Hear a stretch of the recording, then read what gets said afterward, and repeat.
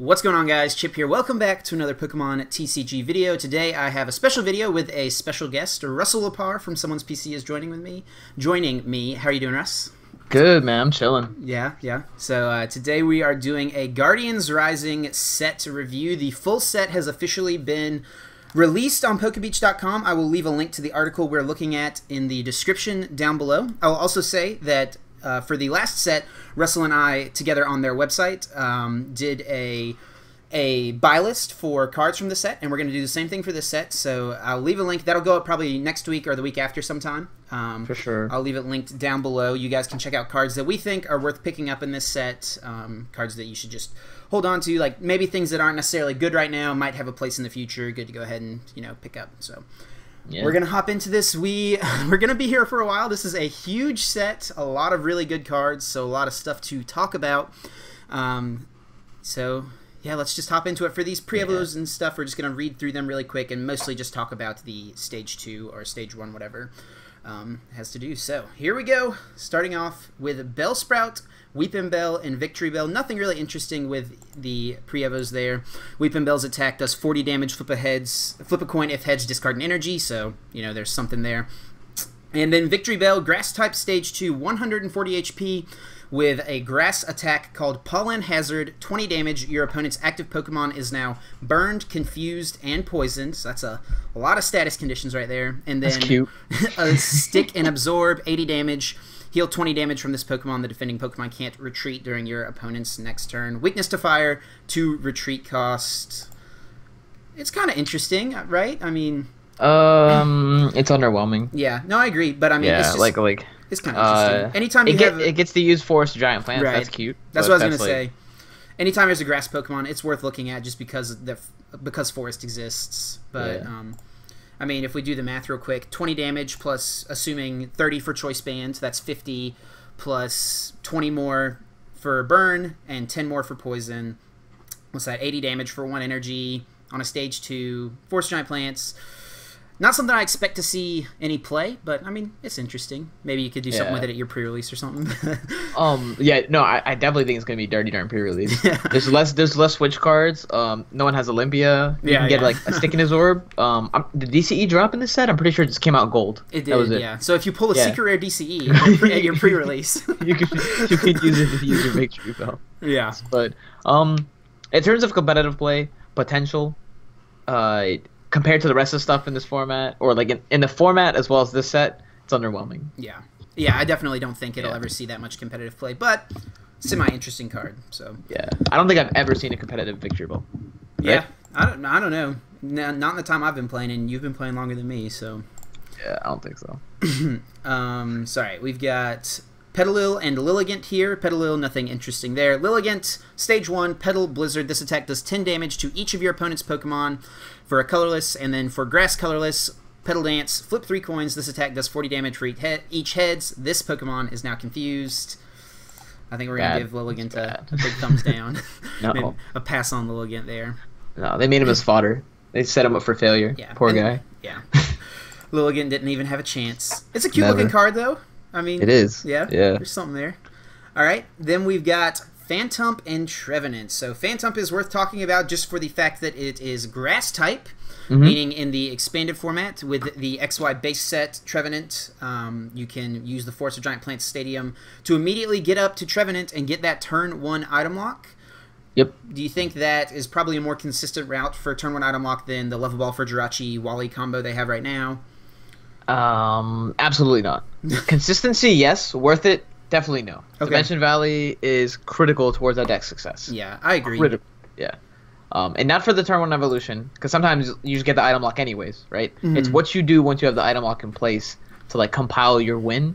That's gonna help you actually walk away with the W. And so, like, congratulations, you have your turn 1, and then now you don't have D-Val in your deck, and your Trevenant needs 3 energy to attack with its second attack, and then 2 energy to attack with its break attack. It's underwhelming. Yeah, I mean, part of what makes Trevenant, it, and you're like, yeah, what makes it so good too is like you hit everything for 30 for just 1 energy, right? And then you lose that with this.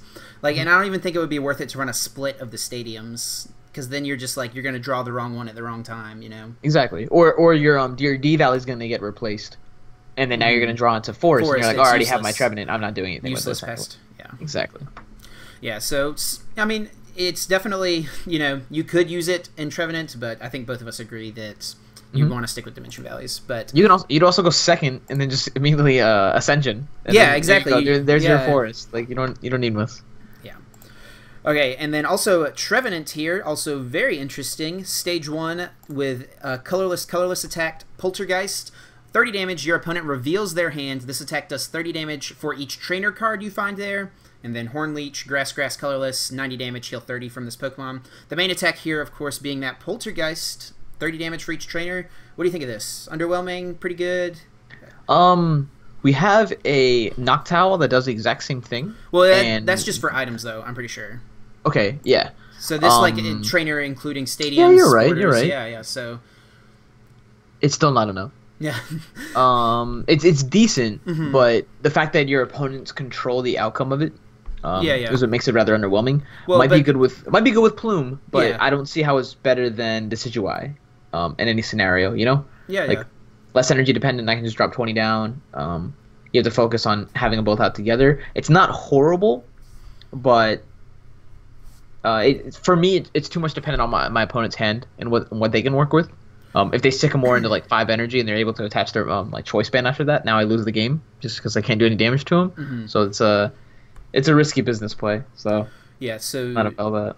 We have to remember too, we have choice band now, so that helps math for attackers as well. So 30 damage times trainers. If they have 5 trainers in their hand with a choice band, we're hitting for 180 for just a double colorless.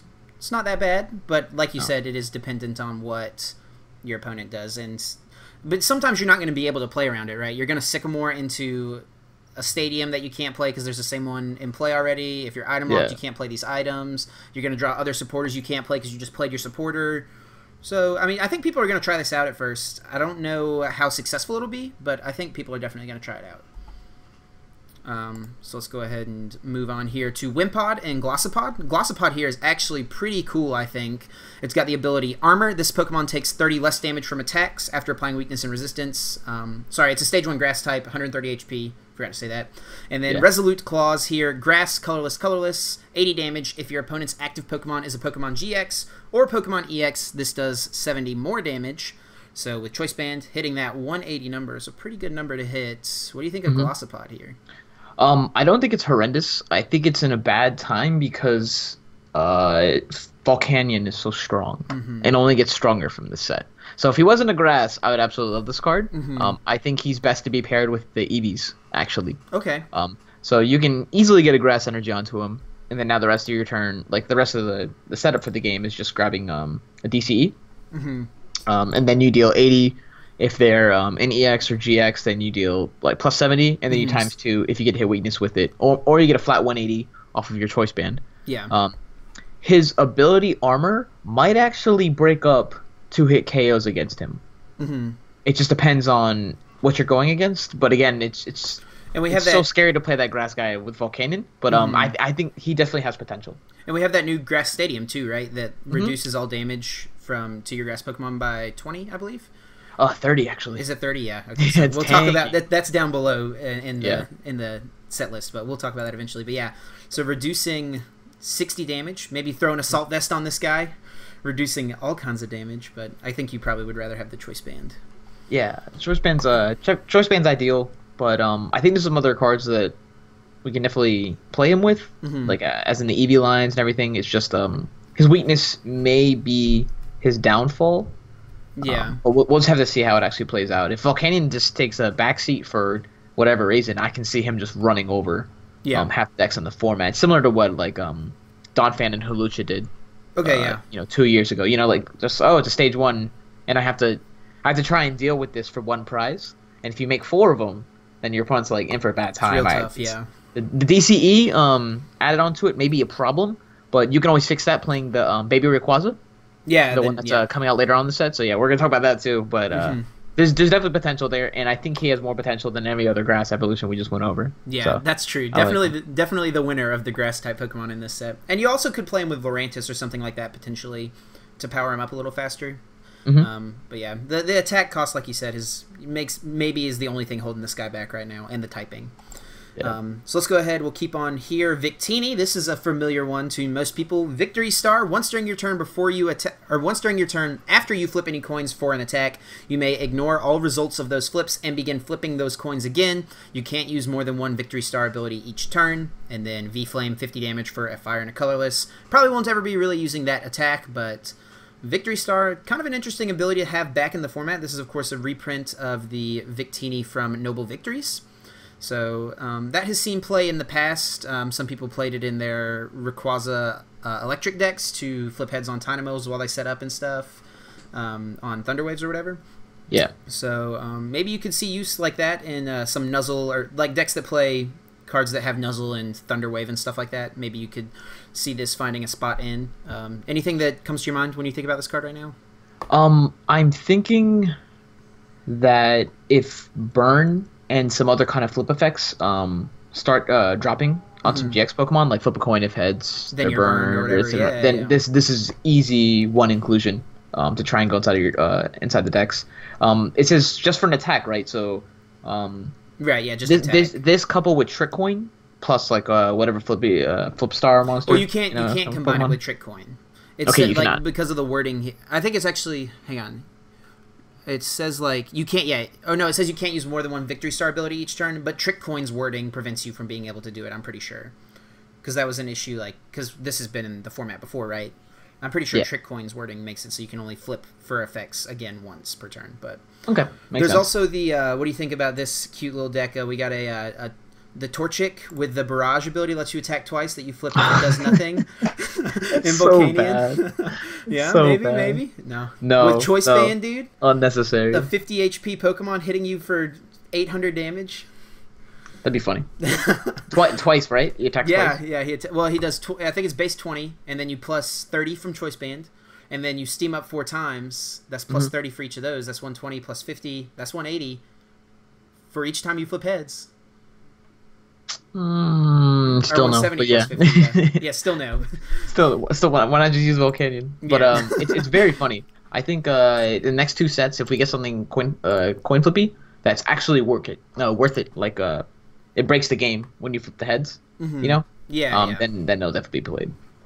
Yeah, agreed. Okay, so moving on here, we've got a Litwick, a Lampent, and a Chandelure. Chandelure here is stage 2 with the ability Shady Move. Once during your turn before you attack, you may move 1 damage counter from one of your Pokemon to another. And Supercharge, 50 damage. Your opponent's active Pokemon is now burned. Stage 2 Pokemon. What do you think? He's underwhelming, but it depends on how much we can really couple with the burn. You know, so like 50 Choice Band, 80. Burns automatically a hundo. For 1 energy. I don't see Shady Move really helping. Once during your turn, before you attack, you may move 1 damage counter from one Pokemon to another. Does it mean you can throw it on your opponents? No, from one of your Pokemon. Oh, yeah, you can put it on your opponent, yep. To another Pokemon. To another Pokemon. So, I guess that would because it is a Shady Move, right? If you throw a damage counter on him, technically that makes sense. Exactly. Yeah, so I don't know. Shady Move would be really good if it said like as often as you like before you attack or whatever. I mean, busted. Yeah, because then you just do Wishy Washy's Team Magnus base, right? Yeah, he's underwhelming unless I see some stuff I compare him with regarding the burn. Yeah, I mean 1 energy, 50 damage plus Choice Band. It's not awful, but it is a stage 2. So in this format right now, I don't think it has a place. Maybe in a couple formats, maybe when we go to Sun Moon 2 onwards, this guy might get some sort of support. But right now, doesn't seem great. Okay, then we got Oricorio here. We've got a bunch of different Oricorios. We're just talking about the Fire-type one right now. 80 HP, basic Pokemon, Passionate Dance. For a Fire, search your deck for up to 3 basic Fire Pokemon and put them onto your bench. Then shuffle your deck. And then Fire, Kindle, 30 damage, discard an energy from this Pokemon. If you do, discard an energy from your opponent's active Pokemon. It's bad. It's bad. People are like, oh, you can play it in Incineroar. But I'm like, well, Incineroar is already bad, so it's just like... Yeah. You're putting a bad card in a bad deck. I don't see much benefit from him. I'd rather have Bridget or Nest Ball, something else, if I need to search my deck. And then the Kindles... Ugh, why not just play Houndoom and then play a Team Flare Gun? Yeah, I don't think Oricorio is that good. Maybe in the future, like, if we don't have any sort of search option, like... But, I mean, we... just had Ultra Ball reprinted a Nest Ball and Sun and Moon base set, so I don't really see much of a place for this. All right, then we've got Salandit and Salazzle here. Salandit doesn't have that much interesting about him, but Salazzle here, Stage 1, with the ability Hot Poison. When you play this Pokemon from your hand to evolve one of your Pokemon during your turn, you may leave your opponent's active Pokemon burned and poisoned. So pretty cool ability. And then Flamethrower here, Fire, Colorless, Colorless, 90 damage, discard an energy from this Pokemon. So the attack isn't that great. Maybe with Choice Band, you hit 120, so not the worst. You do discard an energy, though. But I think the main thing that people are going to consider Salandit for is going to be that ability. Yeah, the Hot Poison. I actually love it. So I think this card is, in and of itself, Hypnotoxic Laser with Verbank automatically included, right? Because they take 30 no matter what going into their turn. Pretty much, yeah. That's pretty darn good for just the immediate Stage 1 evolution. Coupled with the fact that we have Field Blower, so if you guys don't know about that, it removes tools, which means it can regulate Garbodor. This deck doesn't just completely fall on itself if Garbodor's in play, inactive with Garbotoxing, right? Yeah. So I think this is like a pretty cute concept that's really, really strong once you partner it with like a solid attacker. In most cases, it's going to be the Turtonator GX that's coming up in a little bit. But I really, really like Salazzle as like a 2 or 3 of, especially with Devo Spray.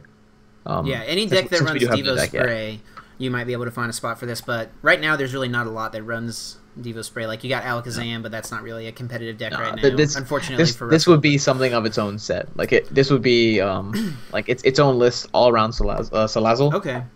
And then have some other base attacker that hits for like some kind of chunky amount. But I think that 30 is definitely something that shouldn't be overlooked. And might be able to make or break matchups if you play like a 1-1 line in a deck that is like a heavy hitter. Think about the Rizzy and Genesect decks that included a 1-1 copy of Golbat. Okay. Right? So once you're able to reach the end stages of the game and you just need like the extra push alongside a Choice Band, then you're able to play a 1-1 line of like Salazzle here in order to force a 7-prize game and then hit you all your GXs. But I don't hate it. I think it has potential. Yeah. So I really, really like it. Hot Poison's cool. I've actually talked about this card on my channel previously in the video I did with Ryan, Azul, and Rahul. And Rahul had mentioned putting this in Vespiquen. I think that's kind of interesting. Like you said, a heavy hitter. Vespiquen can hit pretty hard, but in the early turns, maybe on like turn 2, this can let you hit, enough to hit a 1-hit knockout. And another deck I've considered, that this could have a spot in is maybe like a Raichu deck with Skyfield. Sort of like Raichu Bats, but that lets you hit a little bit higher numbers with Raichu or something like that.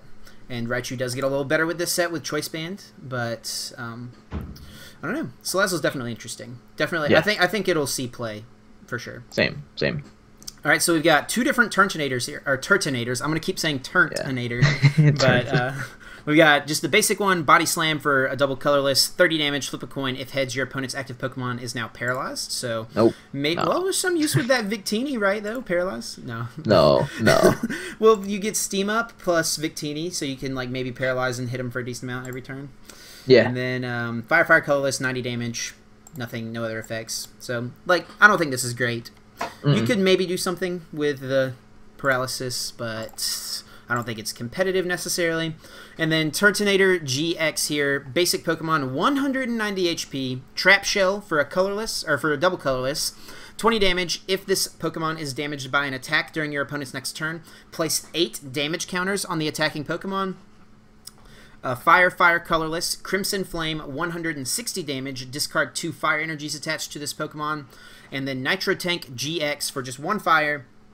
Attach 5 fire energy cards from your discard pile to your Pokemon in any way that you like. You can't use more than 1 GX attack per game. Weakness to water and a 3 retreat cost. This is the first GX we've talked about today in this video. Yeah. What do you think about Turtonator GX here? I think he's absolutely insane. I love this card. I think it's really good. Yeah, I think Trap Shell is a fantastic attack in terms of strength and design. Does that make sense? Like you hit for your cute 20, but if they hit you back, they take 8. If you have like a Choice Band, you're actually hitting for 50. If you're hitting with a Burst Balloon, so you can hit for 20, and then if they hit you back, they take 140. I think I would just pass in that instance, but oh, for sure. So what it does is it puts pressure on the opponent to play Lysander or Escape Rope in some sort of fashion, and they're never really dealing with the Turtonator unless they have a deck that can, one shot or afford to take the 8 damage counters that it gets back from attacking. So I think it's a really cool design, and I think it's strong but not overpowered in any fashion. Mm-hmm.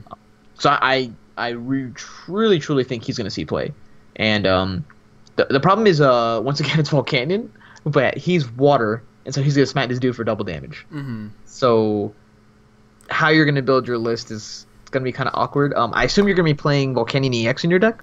So yeah, I think this card automatically is included in Volcanion decks from here on out. Yeah, at least 1 or 2. Mm-hmm. Crimson Flame's okay. If for nothing else than the GX attack. Yeah, Nitro GX is Nitro Tank to get back 5 energy is super nice. Mm-hmm. And they don't even have a GX attack right now, right? Yeah, exactly. So that's this is why like a 1-up to throw it in. It's perfect. Yeah. And like you said, Crimson Flame too. 160 damage for 3 energies is a lot of damage, especially with Steam Up and Choice Band potential.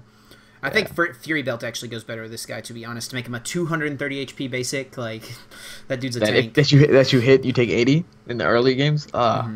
And then we did just see there's a potential that we get a full art Blacksmith. So if Blacksmith comes back into the format, I think this card gets really good with Crimson Flame, because you discard 2 energies and then you just Blacksmith them back on, and you're swinging again for 160 plus every single turn. I'm hoping we don't.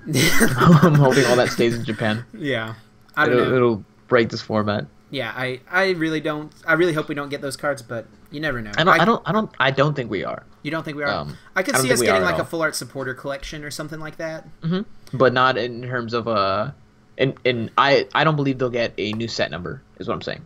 If we get it, they're not going to get a new set number, and they're going to rotate easily in August, because I think they saw the damage that it did with some of those cards, and they're trying to take it in a new direction, especially with GXs. I feel like they're trying to slow down the game in some sort of fashion, which I definitely appreciate. Yeah. So.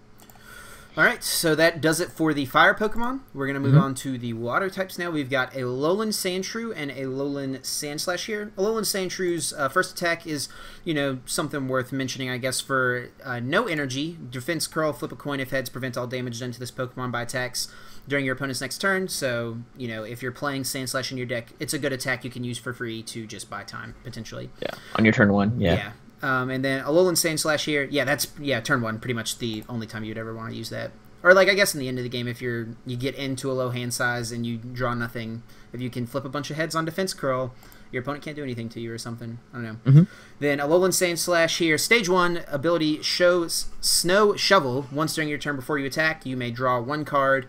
And then Smash Turn, Watercolorless, Colorless, 50 damage, switches Pokemon with one of your bench Pokemon. Attack isn't that good, but I think the ability is pretty nice. Yeah. Drawing 1 card is decent.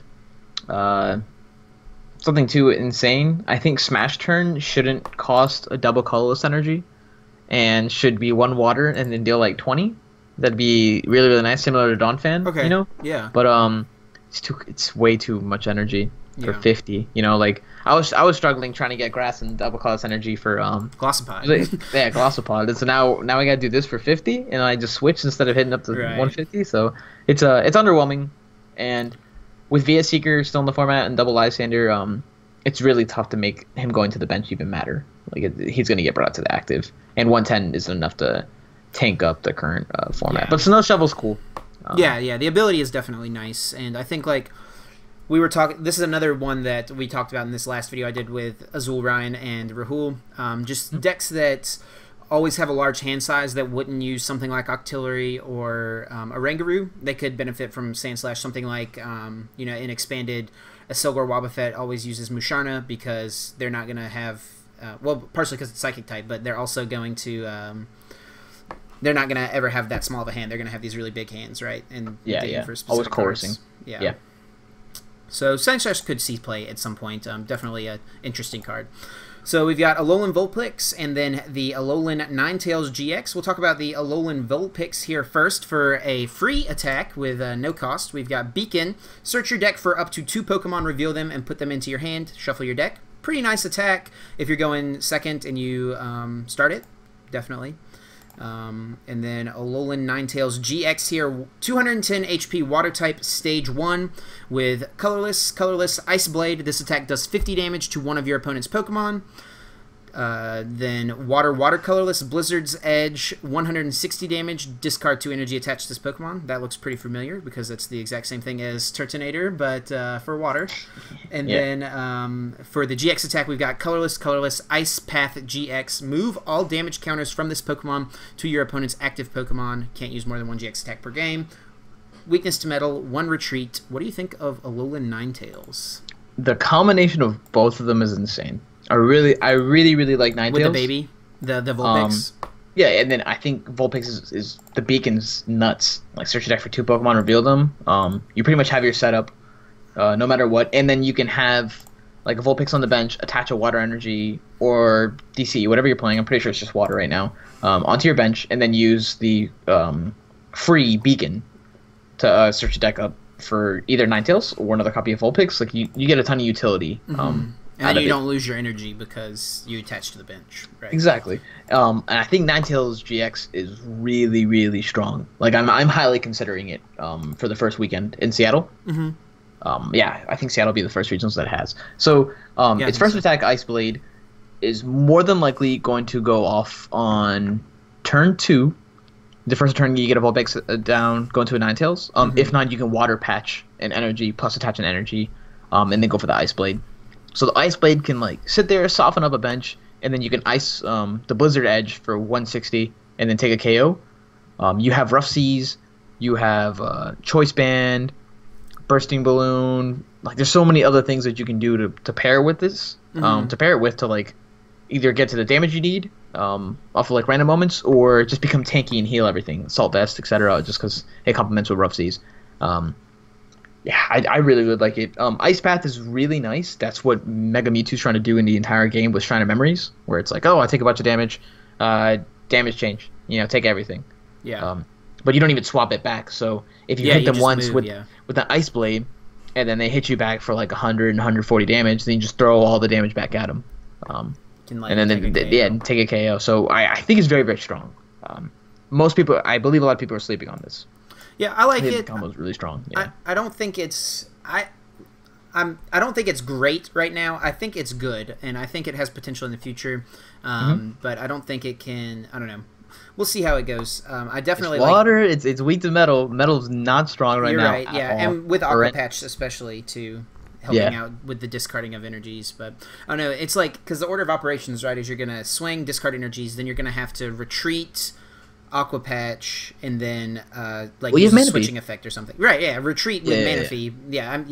Retreat with Manaphy, but then you like have to have a switch. So it's just like forcing you to have a lot of cards to stream attacks in my mind. I guess you have to have an attachment plus an Aqua Patch, or if you miss an attachment, like double Aqua Patch or something, Yeah, yeah. So you're saying like the Blizzard Edge is super costly. Yeah, Okay, yeah. But maybe like on those turns, if you can't get it, you're just content putting 50 somewhere on your opponent's bench. So yeah, softening up for the 2 hit on something else. Yeah. I don't know. I like it. I don't think it's great right now, but I think it's cool. So we'll see what happens with it. All right, we've got. I'll make it busted. You're gonna make it busted? Okay, we'll wait for it. I'm waiting for it. All right, we've got Tentacool and Tentacruel here. Tentacool 10 damage. Defending Pokemon can't be healed during your opponent's next turn.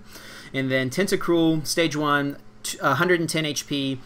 Colorless, Poison Sting, 30 damage. Your opponent's active Pokemon is now poisoned. And for 3 colorless, Seething Tentacles, 40 damage. Flip a coin if heads. This attack does 40 more damage. If tails, your opponent's active Pokemon is now paralyzed.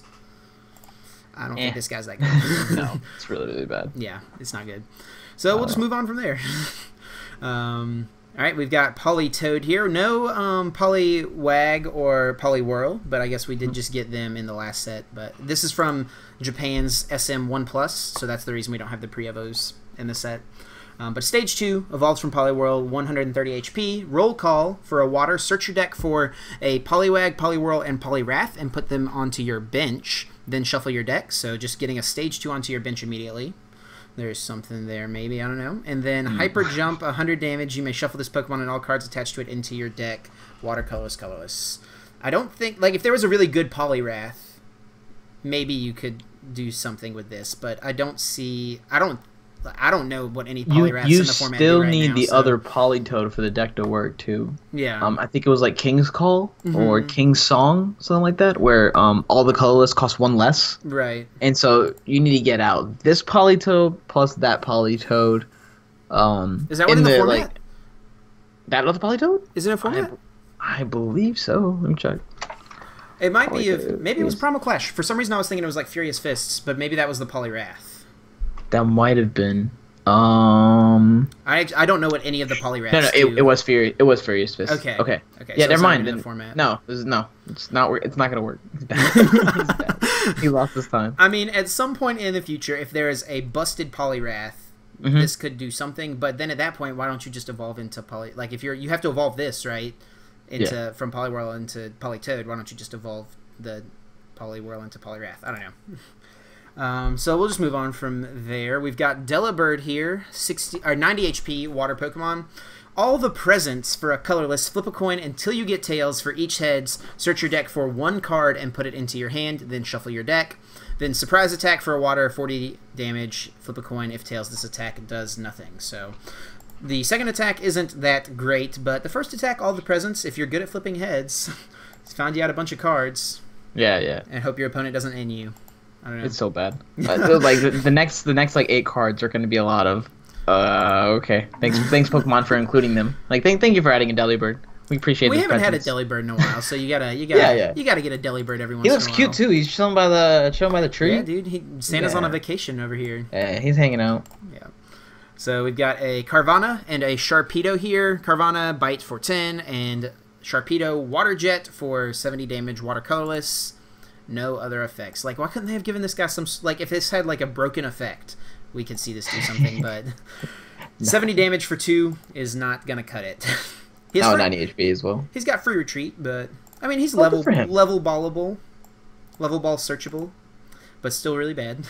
Yeah. Alright, so we've got Wailmer and Wailord here. Wailmer, 120 HP basic Pokemon. Splash for 20, Surf for 70. And then we've got... Wailord here with 200 HP, stage 1, water, colorless, dive, 40 damage, flip a coin, if heads, prevent all effects of attacks, including damage done to this Pokemon during your opponent's next turn. And then water, colorless. Was that right? Water, colorless. Yeah. 3 waters and a colorless. 80 damage, heal 30 from each of your water Pokemon. And then there's text here. Funny, this attack was originally named Briny Depths. They went the complete opposite name. So thanks, John from Pokebeach, for adding that little bit of text. But Wailord, not really anything going for this guy. It's a lot of energy. I mean, even the first attack, 3 energies for a pretty mediocre attack. Like if the first attack had 1 energy cost, you could maybe do something with like the Victini, right? Preventing the stall. Yeah. And 200 HP on a non-GX stage 1 is a lot of HP, but its attack just costs way too much for this thing to be viable, in my opinion. Yeah. And then if I get a dive off and flip a heads and they play Pokemon Ranger, I might throw the deck at my opponent. Like there's no, I'm not doing this. I wasted all my time putting 3 energies on this guy. Are you serious right now? Come on, man. And you're gonna just Ranger. Yeah. Alright, so we got Snorunt and Glalie here. Glalie, stage 1, 120 HP, crunch, water, 40 damage, flip a coin, if heads, discard an energy, attach to your opponent's active, and 3 waters, raging flow, 70 plus. If this Pokemon has any damage counters on it, this attack does 80 more damage. So triple water, 150 damage if you maybe put a rainbow on it, or Team Magma Secret Base or something like that. What do you think of Glalie? He's okay. Maybe better than the last 5 Pokemon we've talked about. Yes, his Raging Flow for 150 is really, really cool.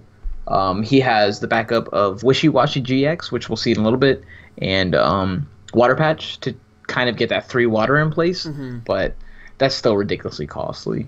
Like at that point, why don't you just get a Volcanion loaded up for 3 fire energy and take a knockout that way? Yeah. But I mean, and the other thing too, like 120 HP, if your opponent attacks into this, it's most likely getting knocked out. So you're going to have to be the one to damage it. So that means you're going to have to play a Rainbow or something like a Team Magma Secret Base probably. Yeah, for sure. I don't know. It's going to be tough. Yeah. We've got Vanillix line here. We've got Vanillite, Vanillish. I don't think either of these do that much. And No, they're then bad. Vanillix here. Stage 2, 140 HP. Hail for just 1 energy. This attack does 20 damage to each of your opponent's Pokemon.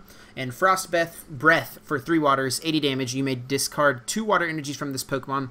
If you do, your opponent's active Pokemon is now paralyzed. He's so bad. I mean, anytime that anytime there's a card that gives you instant paralysis, it's worth trying to look at.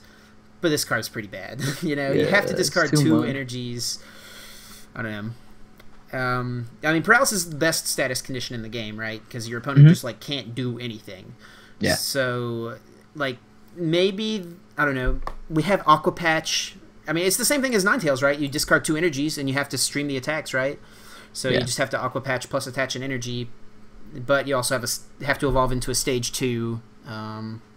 So yeah, I don't think Vanillix has that much going for him right now. Agreed.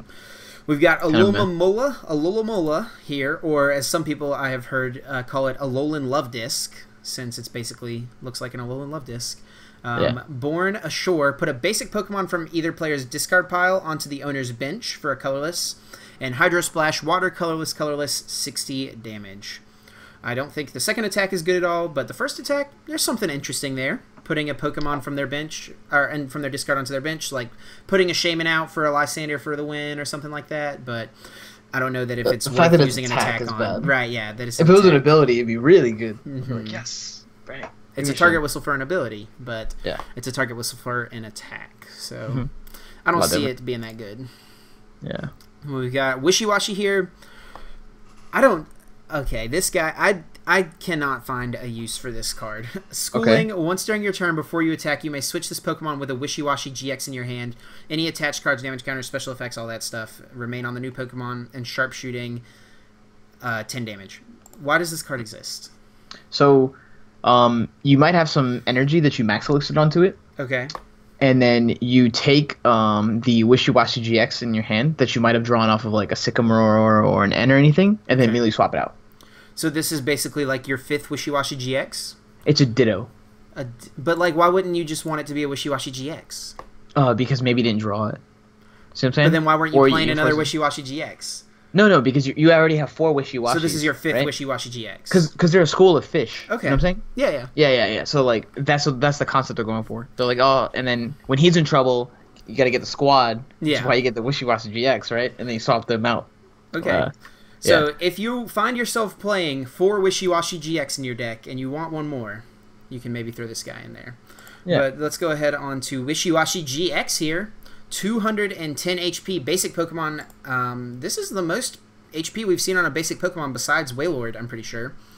And then we've got Water Gun for 20 damage for just a water. And then for 3 waters and 2 colorless, Micro Burst Vortex, 120 damage. Discard a special energy card attached to your opponent's active Pokemon. And then for 3 waters and 2 colorless, Blue Surge GX, 220 damage. Move all energy attached to this Pokemon to your benched Pokemon in any way that you like. So much energy. Too much energy, man. I don't know. Like, so much energy. How are you going to power... Like, you're going to have a hard time powering one of these guys up. To just hit for 120, because you only get 1 GX attack, right? So, like, sure, you do 220, you knock something out. But then what are you going to do from there? After you've put 5 energy on this thing. Sit there and lose. As you put like, I'll move all my energy attached to your Pokemon. Anyway, you can load up some other Wishy-Washies. Yeah. Go for a 2-shot game, but... To hit for 120 for the rest of the game for 5 energies? It's still 2 shots on everything. Yeah, I guess so. I don't know. And he has a tank, 210 HP. It's very, yeah, it's a lot of energy. I think that this becomes a one-of in expanded Archie's Blastoise decks, because they don't have... Like, they have Lapras, but I think this GX attack is a little better than the Lapras GX attack in that specific deck. So you could use it in that, and that lets you get a big one-shot on something like a Mega Gardevoir or Mega Rayquaza in expanded. So maybe something in expanded with Archie's Blastoise, but in standard, not seeing much for this guy right now. Same. Alright, so we've got a Marini here with Bailout. Put a Pokemon from your discard pile into your hand, and Rain Splash. Not much to talk about with this guy. We'll talk about the Toxapex GX when we get to it in a few minutes. That's pretty much all this is here for, is to evolve into Toxapex. Yep. So, Alolan, now moving on to the electric Pokemon here. We've got Alolan Geodude, Alolan Graveler, and Alolan Golem. Rock Polish here for no energy on the Geodude. During your next turn, this Pokemon has no retreat cost. So if you go second and you're playing a Alolan Golem for some reason and you want to retreat it the next turn, there's something. Then Alolan Graveler. I think honestly, I think this is probably one of my favorite artworks in the whole set. This dude just looks like a boss. The Graveler? Yeah, dude. I mean, the Golem looks cool he looks too. Beast. The Golem looks cool too, but the Graveler, he's a thug, dude. So yeah, they're chilling. Thunder Punch, Lightning, colorless, 50 damage. Flip a coin if heads. This attack does 20 more damage. If tails, it does 20 to itself. And then for 3 Lightning and a colorless, 80 damage, does 20 to one of your opponent's benched Pokemon. So a little bit of sniping going on there. And then Alolan Golem, 160 HP, Stage 2, Lightning, colorless, Electro, Rock, Wrecker, 80 times, flip a coin for each Lightning energy attached to this Pokemon. This does 80 damage for each heads, and then Heavy Bomber, 200 minus damage. This attack does 30 less damage for each colorless in the retreat cost of your opponent's active Pokemon. Now that is the strangest effect of an attack I think I've ever seen. 30 damage for each colorless in your opponent's retreat cost. Very weird. Electro Rock, has potential to do a ton of damage. You flip two heads, right? That's 160. With Choice Band, that's 190. Hitting for knockouts on things like Lapras and Turtonator. But it's a Stage 2. I don't think that this guy's that good. He's okay. I think the fact that Lightning also gets to utilize Rough Seas as well as that minus 30 damage thing. Electro Rock Wrecker combined with the Victini we were talking about earlier could be a really nice, funny rogue deck. If I was playing in the Guardians Rising pre-release tomorrow, I'd be building this 2,000%. All right. Like if I pulled this line, I'd definitely I'd be like, yo, this is beast. Yeah. Heavy Bomber, kill all the things. Like if they have 2 retreat costs, 140. Like it's not really that bad for my one prize attacker with 160 HP. Once again, everything just costs so much energy in this set. Yeah, even the Stage 1 it's got a 3 energy attack cost and a 4 energy attack cost. Yeah, his typing's really good though right now. Lightning, yeah. Yeah, we've got a lot of stuff in the format that is weak to Lightning. Like Yveltal, Rayquaza, both pretty popular Pokemon in general. And Shaman EX, of course, being weak to Lightning. So could be a, Shaman Sniper here. You only got to flip 1 heads to knock that guy out. Even if they put a Fury Belt on it, only 1 heads will take it out. Yeah. Alright, so we've got Helioptile and Heliolisk here. Helioptile, Lightning, Thundershock, 10 damage, flip a coin. If heads, your opponent's active Pokemon is now paralyzed. So going back to what we were talking about earlier, if you're playing a Heliolisk deck, maybe throw the Victini in there to kind of set up behind Helioptile, flipping a bunch of heads. And then Heliolisk, quick attack, 20 damage, flip a coin if heads. This attack does 20 more damage. Raging Thunder, 120 damage. This attack does 30 damage to one of your benched Pokemon.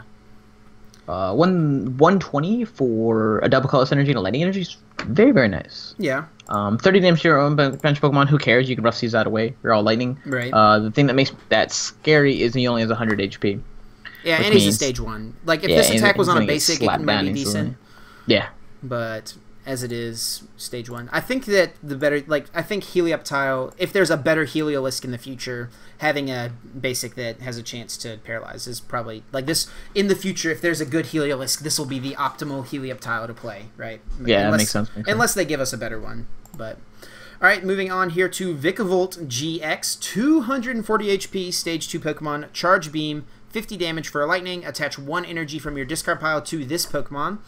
Super Zap Cannon, 180 damage for a Lightning and 3 colorless, discard 2 energy attached to this Pokemon.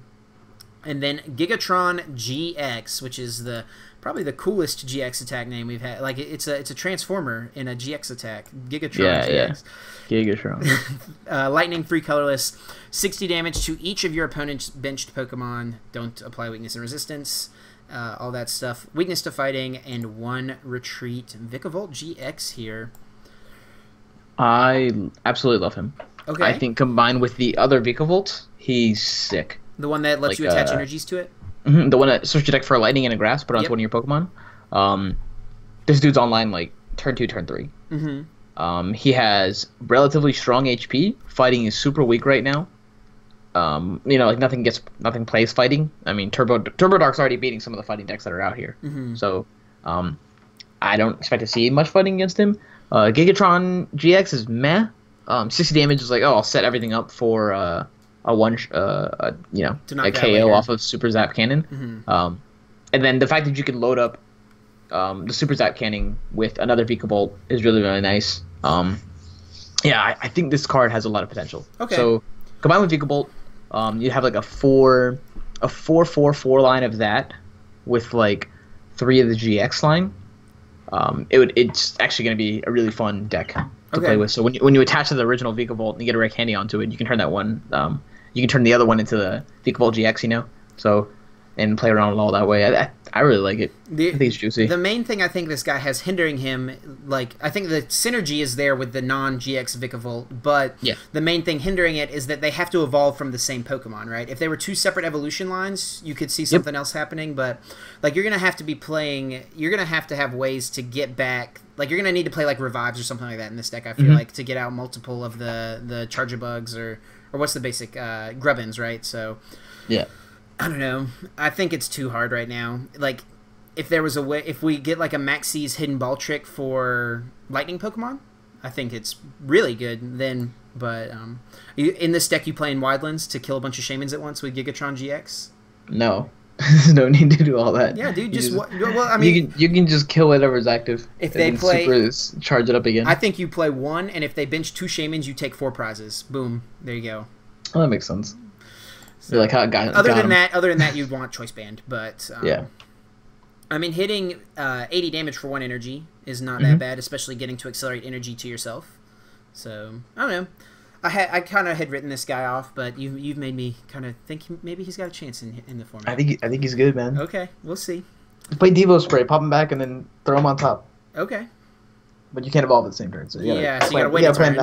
And if they damaged it, then if they did 80 damage to it, your Grubbin dies. Yeah. Okay, it's fine.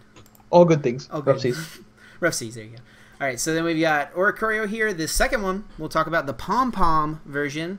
Lightning, 90 HP basic Pokemon, Feather Dance. During your next turn, this Pokemon's Pom-Pom Punch base damage is 100, and then Pom-Pom Punch is 20. Let's go. Pre-release. Give me one of those. I'm like, Feather Dance, go. Do it. You're going to lose. I'm going to punch you for 100. So we're just trying to figure out the decks. This is just giving you information for what to play on your pre-release. That's the purpose. Yeah, of this yeah, video, exactly. Right? Yeah. Well, for at least so far, since they didn't throw anything juicy at us besides Ninetales. Well, and Turbinator. Yeah, Turtonator. Yeah. Turtonator. Well, I think we got something pretty juicy coming up here in the next card here. Tapu Koko GX. 170 HP basic Pokemon with Arrow Tail. Once during your turn before you attack, when you play this card from your hand onto your bench, you may move any number of lightning energy attached to your Pokemon to this Pokemon. If you move any energy, switch this Pokemon with your active. So the exact same as the, or pretty much the exact same as the Dragonite from Furious Fists, right? Yes. Just busting in, loading up a bunch of energies without even having to attach to him. And then Skyclaw, Lightning, colorless, 130 damage. And ridiculous. Really good attack. Ridiculous attack. And then Tapu Thunder GX, Lightning, colorless, does 50 damage times the number of energy attached to all of your opponent's Pokemon. Can't use more than 1 GX attack per game. So they got 4 energies on board. You're hitting for 200, and most things are going to have 4 energies on board at some point. Yeah. That GX attack is how you punish Volcanion. Yes. Turbo Dark too, right? Turbo Dark already lost. Field Blower is here. They're done. There's done. There's no EXP share. They can get out of here. They're done. So all the day. I like Tapu Koko a lot. I like it a lot more once we get the baby Tapu Koko. Yeah. That has free retreat. The one that does for 2 colorless energies, it does 20 to everything. So I think going in with that dude in the early turns, spreading damage everywhere, makes it so Skyclaw can come in and clean up real nice. Agreed. But that is going to be. I think on its own it's strong. The Skyclaw is ridiculous. You can play Max Potion to keep swapping between them. You have Max Elixirs to rush your lighting energy onto them. I think it's going to be a good deck. Probably easily asserting itself into Tier 1, Tier 2 by the time in Seattle. Yeah. Yeah, I don't think I think that it gets really good with the promo, but I think since the Tapu Koko baby one is going to be a promo, I actually don't think that one comes out, so I don't think it'll be legal for Seattle, which is kind of interesting. That one doesn't come out until the middle of May, I'm pretty sure. You can still you use don't need it. You don't Hoopa. need it Yeah, for yeah. the deck, but I think it's cool. Yeah, the Hoopa. You're right. I totally forget that card exists. Yeah. But I think this card is really good with. You've mentioned it with Max Potion, but I like it a lot when Acerola comes out. Right. Yeah. That lets you pick it up because then you can reuse the ability. So you take a hit, you pick it up, then you take a hit, then you Arrow Tail with a new Tapu Koko, bring it up, put the energies on it, then you use Acerola, pick it up, and then you can reuse it on the next turn. After the one that takes a hit. I gotcha. Okay. Because if you Max Potion, you're not going to get to reuse it, right? You just have to reattach Yeah, to yeah. it before You have to wait for the arrow tail to go off. Okay. So I can see something there in the future with when that Yeah. card comes out. But even right now, this card is very good. Mm-hmm. And also, you have Electrode. You could use that potentially to just power it up even faster. But I don't think you even need that. You don't want to give up the prize, and you can just use Max Elixirs. Yeah. All right, so we've got a Slowpoke and Slowbro here. Headbutt, 10 damage. That's it. And Psychic, colorless. Whimsy Tackle, 60. Flip a coin. If tails, this does nothing. Typical Slowpoke things. This dude's just wondering about life, looking at his tail here. Not sure what's going on. Then we've got the Slowbro here. Stage 1, Amnesia, 20 damage. Choose one of your opponent's active Pokemon's attacks. That Pokemon can't use that attack during your opponent's next turn. So kind of interesting there. And then Facade, 50 damage. Psychic, colorless. If this Pokemon is burned or poisoned, this attack does 80 more damage. What do you think of Slowbro? No. I think the first attack is pretty interesting. Just being Amnesia? like, you Yeah. can't use this attack. But if they switch, That's true. Olympia, Floatstone. Bro, we're Anything. not talking about that, though. We're not talking about that. Yeah, it's not enough. Yeah. The times of the status effect or like move negation it's coming to an end. Yeah. Sadly. As long as we have some, like, because they can just retreat plus switch or something like that. So, Yeah. Amnesia. It's interesting, but not very good. Then we've got Trubbish and Garbodor here. So, no, we're waiting to get to this one. Trubbish, 70 HP. Stomp off, discard the top card of your opponent's deck, and Psychic, colorless, Drool for 30. Then Garbodor, 120 HP, stage 1 Pokemon with Trash Avalanche. This attack does 20 damage for each item card in your opponent's discard pile, just for one Psychic. And then Acid Bomb, Psychic, colorless, flip a coin. If heads, discard an energy from your opponent's active Pokemon. Mm-hmm. This card seems really, really good. Format changing, man. Yeah.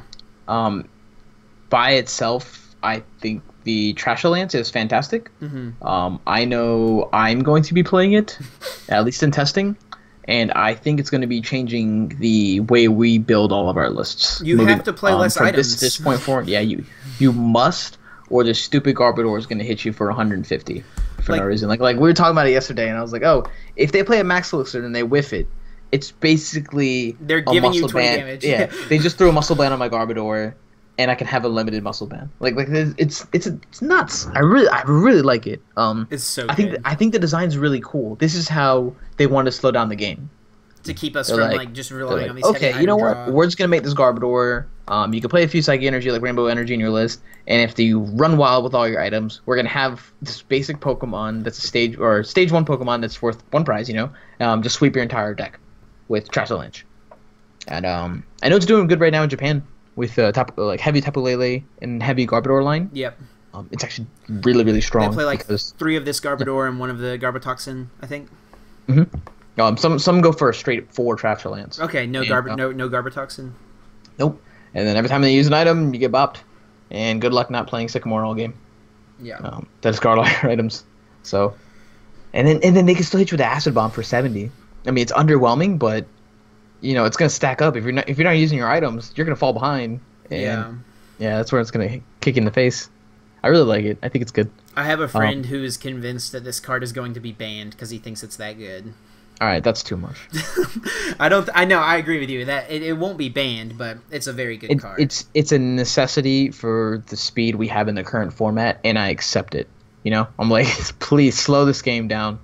I'm tired of losing on turn 3 because they used Volcanic Heat 3 turns in a row. Yeah. It's just it gets to a ridiculous point. Garbodor is definitely going to be a deck that is very, very strong. Yeah. So, All right, we've got Gothitelle line here. Gothita, Gothorita, and Gothitelle. 140 HP, Psychic Stage 2 Pokemon with Tractor Beam for 1 Psychic. Switch one of your opponent's benched Pokemon with their active Pokemon. This attack does 30 damage to the new active Pokemon. And then Psychic Colorless, Link Blast, 50 damage. If this Pokemon and your opponent's active Pokemon have the same amount of energy attached to them, this attack does 80 more damage. Thoughts on Gothitelle? He's meh. Yeah. It's really. Once again, let's talk about Garbodor again. I mean, it's just, good. Like, the theme of most of these cards we talked about is like it's a stage 2 with a semi-interesting attack, right? Mm-hmm. It's not like it's not good enough to warrant playing a stage 2. You know? But I don't know. Like, maybe if you're playing a format with your friends where you just play stage 2 Pokemon and no EXs or GXs, you know, like Professor Cup format or something like that, you bust this guy out. But other than that, I don't see much for Gothitelle. Like, Link Blast is a good attack in a format like that for hitting a lot of damage, but I don't know. Alright, so we've got the 3rd and 4th Oricorios here, both Psychic types. One is supposed to be Psychic, one is supposed to be Ghost, but we're going to look at the POW one first. Basic Pokemon, 70 HP, Vital Dance. When you play this Pokemon from your hand onto your bench, you may search your deck for up to 2 basic energy, reveal them, and put them into your hand, then shuffle your deck. I think right now we have Professor's Letter in the format, so there's no reason to play this card if you could just play Professor's Letter. But in the future, if you need to find energies and Professor's Letter is no longer in the format, Vital Dance might have a use there. But other than that, I don't see much for this card. Yeah. And then we've got Oricorio Sensu here, 90 HP, basic Pokemon, Supernatural Dance, excuse me, Dance. Dance Lamp. It's the Trasher Lance, man. It got you. That's how good the Garbodor was, getting you outside the game. For each Pokemon in your opponent's discard pile, put 1 damage counter on your opponent's Pokemon in any way that you like. And Revelation Dance. I did it again, dude. Revelation Dance. 30 damage. If there's no Stadium card in play, this attack does nothing. This first attack is pretty strong if your expected meta is going to include a lot of Vespiquen, I would say. And Night March. And Night March and Expanded, of course. Just bang, they get popped. This is way better counter to Night March than Karen and Expanded. They lose. Yeah. So fun. I like it. Mm-hmm. Just for that reason. Like if you call that meta with like Vespiquen or the Night March meta, then you slaughter them. Other than that, you're fine. Yeah. For sure.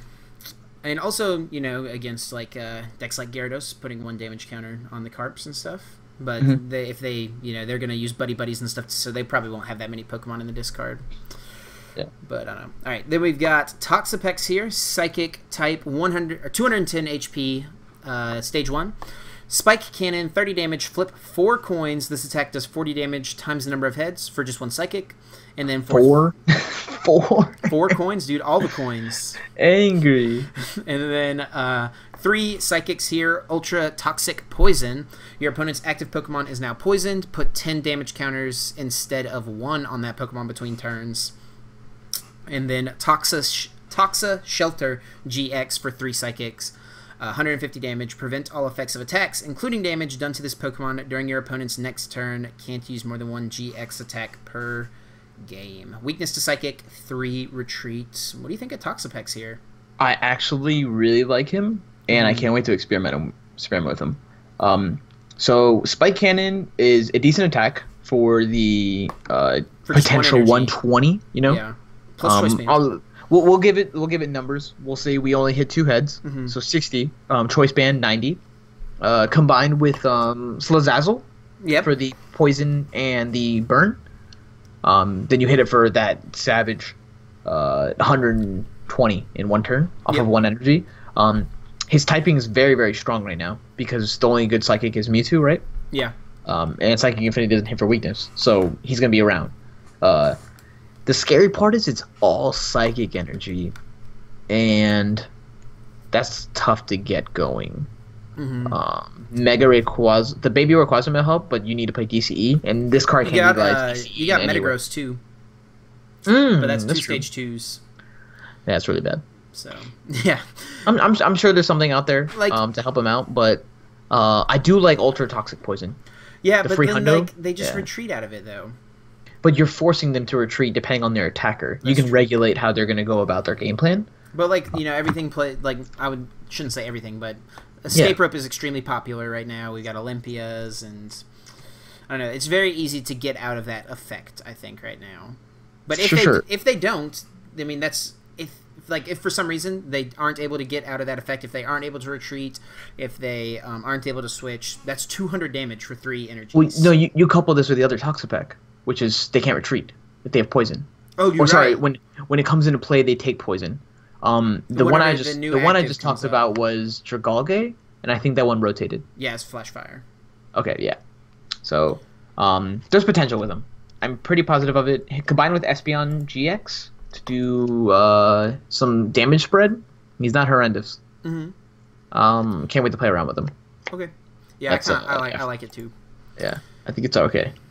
So we got Mimikyu here. We actually already have this card as a promo, I'm pretty sure, in like a Mimikyu pin box or something like that, but here it is in a set. Or maybe I think that Mimikyu might be different. I don't remember. Neither of them are that good. So flinch, draw 2 cards, and then Copycat for a Psychic Colorless. If your opponent's active Pokemon used an attack that isn't a GX attack during their last turn, use it as this attack. So, I mean, kind of interesting. Like you could play one in like a Mewtwo deck or something that plays Psychic and Psychic Energies already, but I don't really see any reason to play this. Really, boy. Yeah. Yeah, and we already have this, like, the same effect right now on a Sudowoodo, right? For a Fighting Colorless. Watch and Learn, I think, is the attack, and that's never seen play at all, so I don't really see a reason that this would break that. Right. Yeah, that would be any different for this guy. But, alright, we've got Delmise here, 120 HP basic Pokemon. Psychic type with the ability Steelworker. Your metal Pokemon's attacks do 10 more damage to the opponent's active Pokemon. And Psychic Colorless Anchor Shot, 70 damage. The defending Pokemon can't retreat during your opponent's next turn. So the attack is very meh. Locking them up could be something there, but you're having to put 3 energies on this guy. But the ability is pretty nice for any metal type deck. Lets you hit some numbers. If you play just one of these, Scizor can now hit for... Mega Scizor hits for 130, which is a really good number to hit, way better than 120. But there's no great metal types right now in the format. What do you think of this guy? He's okay. I don't know. I feel like Metagross is just held back by, once again, Volcanion. And because of it, he's not going to shine. Like, I would love to have 2 or 3 of these on the bench with the Metagross on my deck, you know? Because Metagross hits for 150, I believe. And so getting up to that 180, 210 off of Choice Band area is really, really sweet. And I think he's the reason Metagross was supposed to attach Psychic Energy. Like, they went hand in hand, you know? Okay. But for now, Metal's not looking too good. So we sleeping on Delmise right now, but yeah, might got some potential for him in the future. In time, for sure. In time. Your time will come, young one. Yeah. And we got Tapu Lele GX. I don't think the card's that good. We can skip it and go on to the next one. But no. So we got Tapu Lele GX here. Psychic type, 170 HP, basic Pokemon. This is the card that everyone knows about, everyone's excited for in this set. The ability, Wonder Tag here. When you play this Pokemon from your hand onto your bench during your turn, you may search your deck for a supporter card, reveal it, and put it in your hand, then shuffle your deck.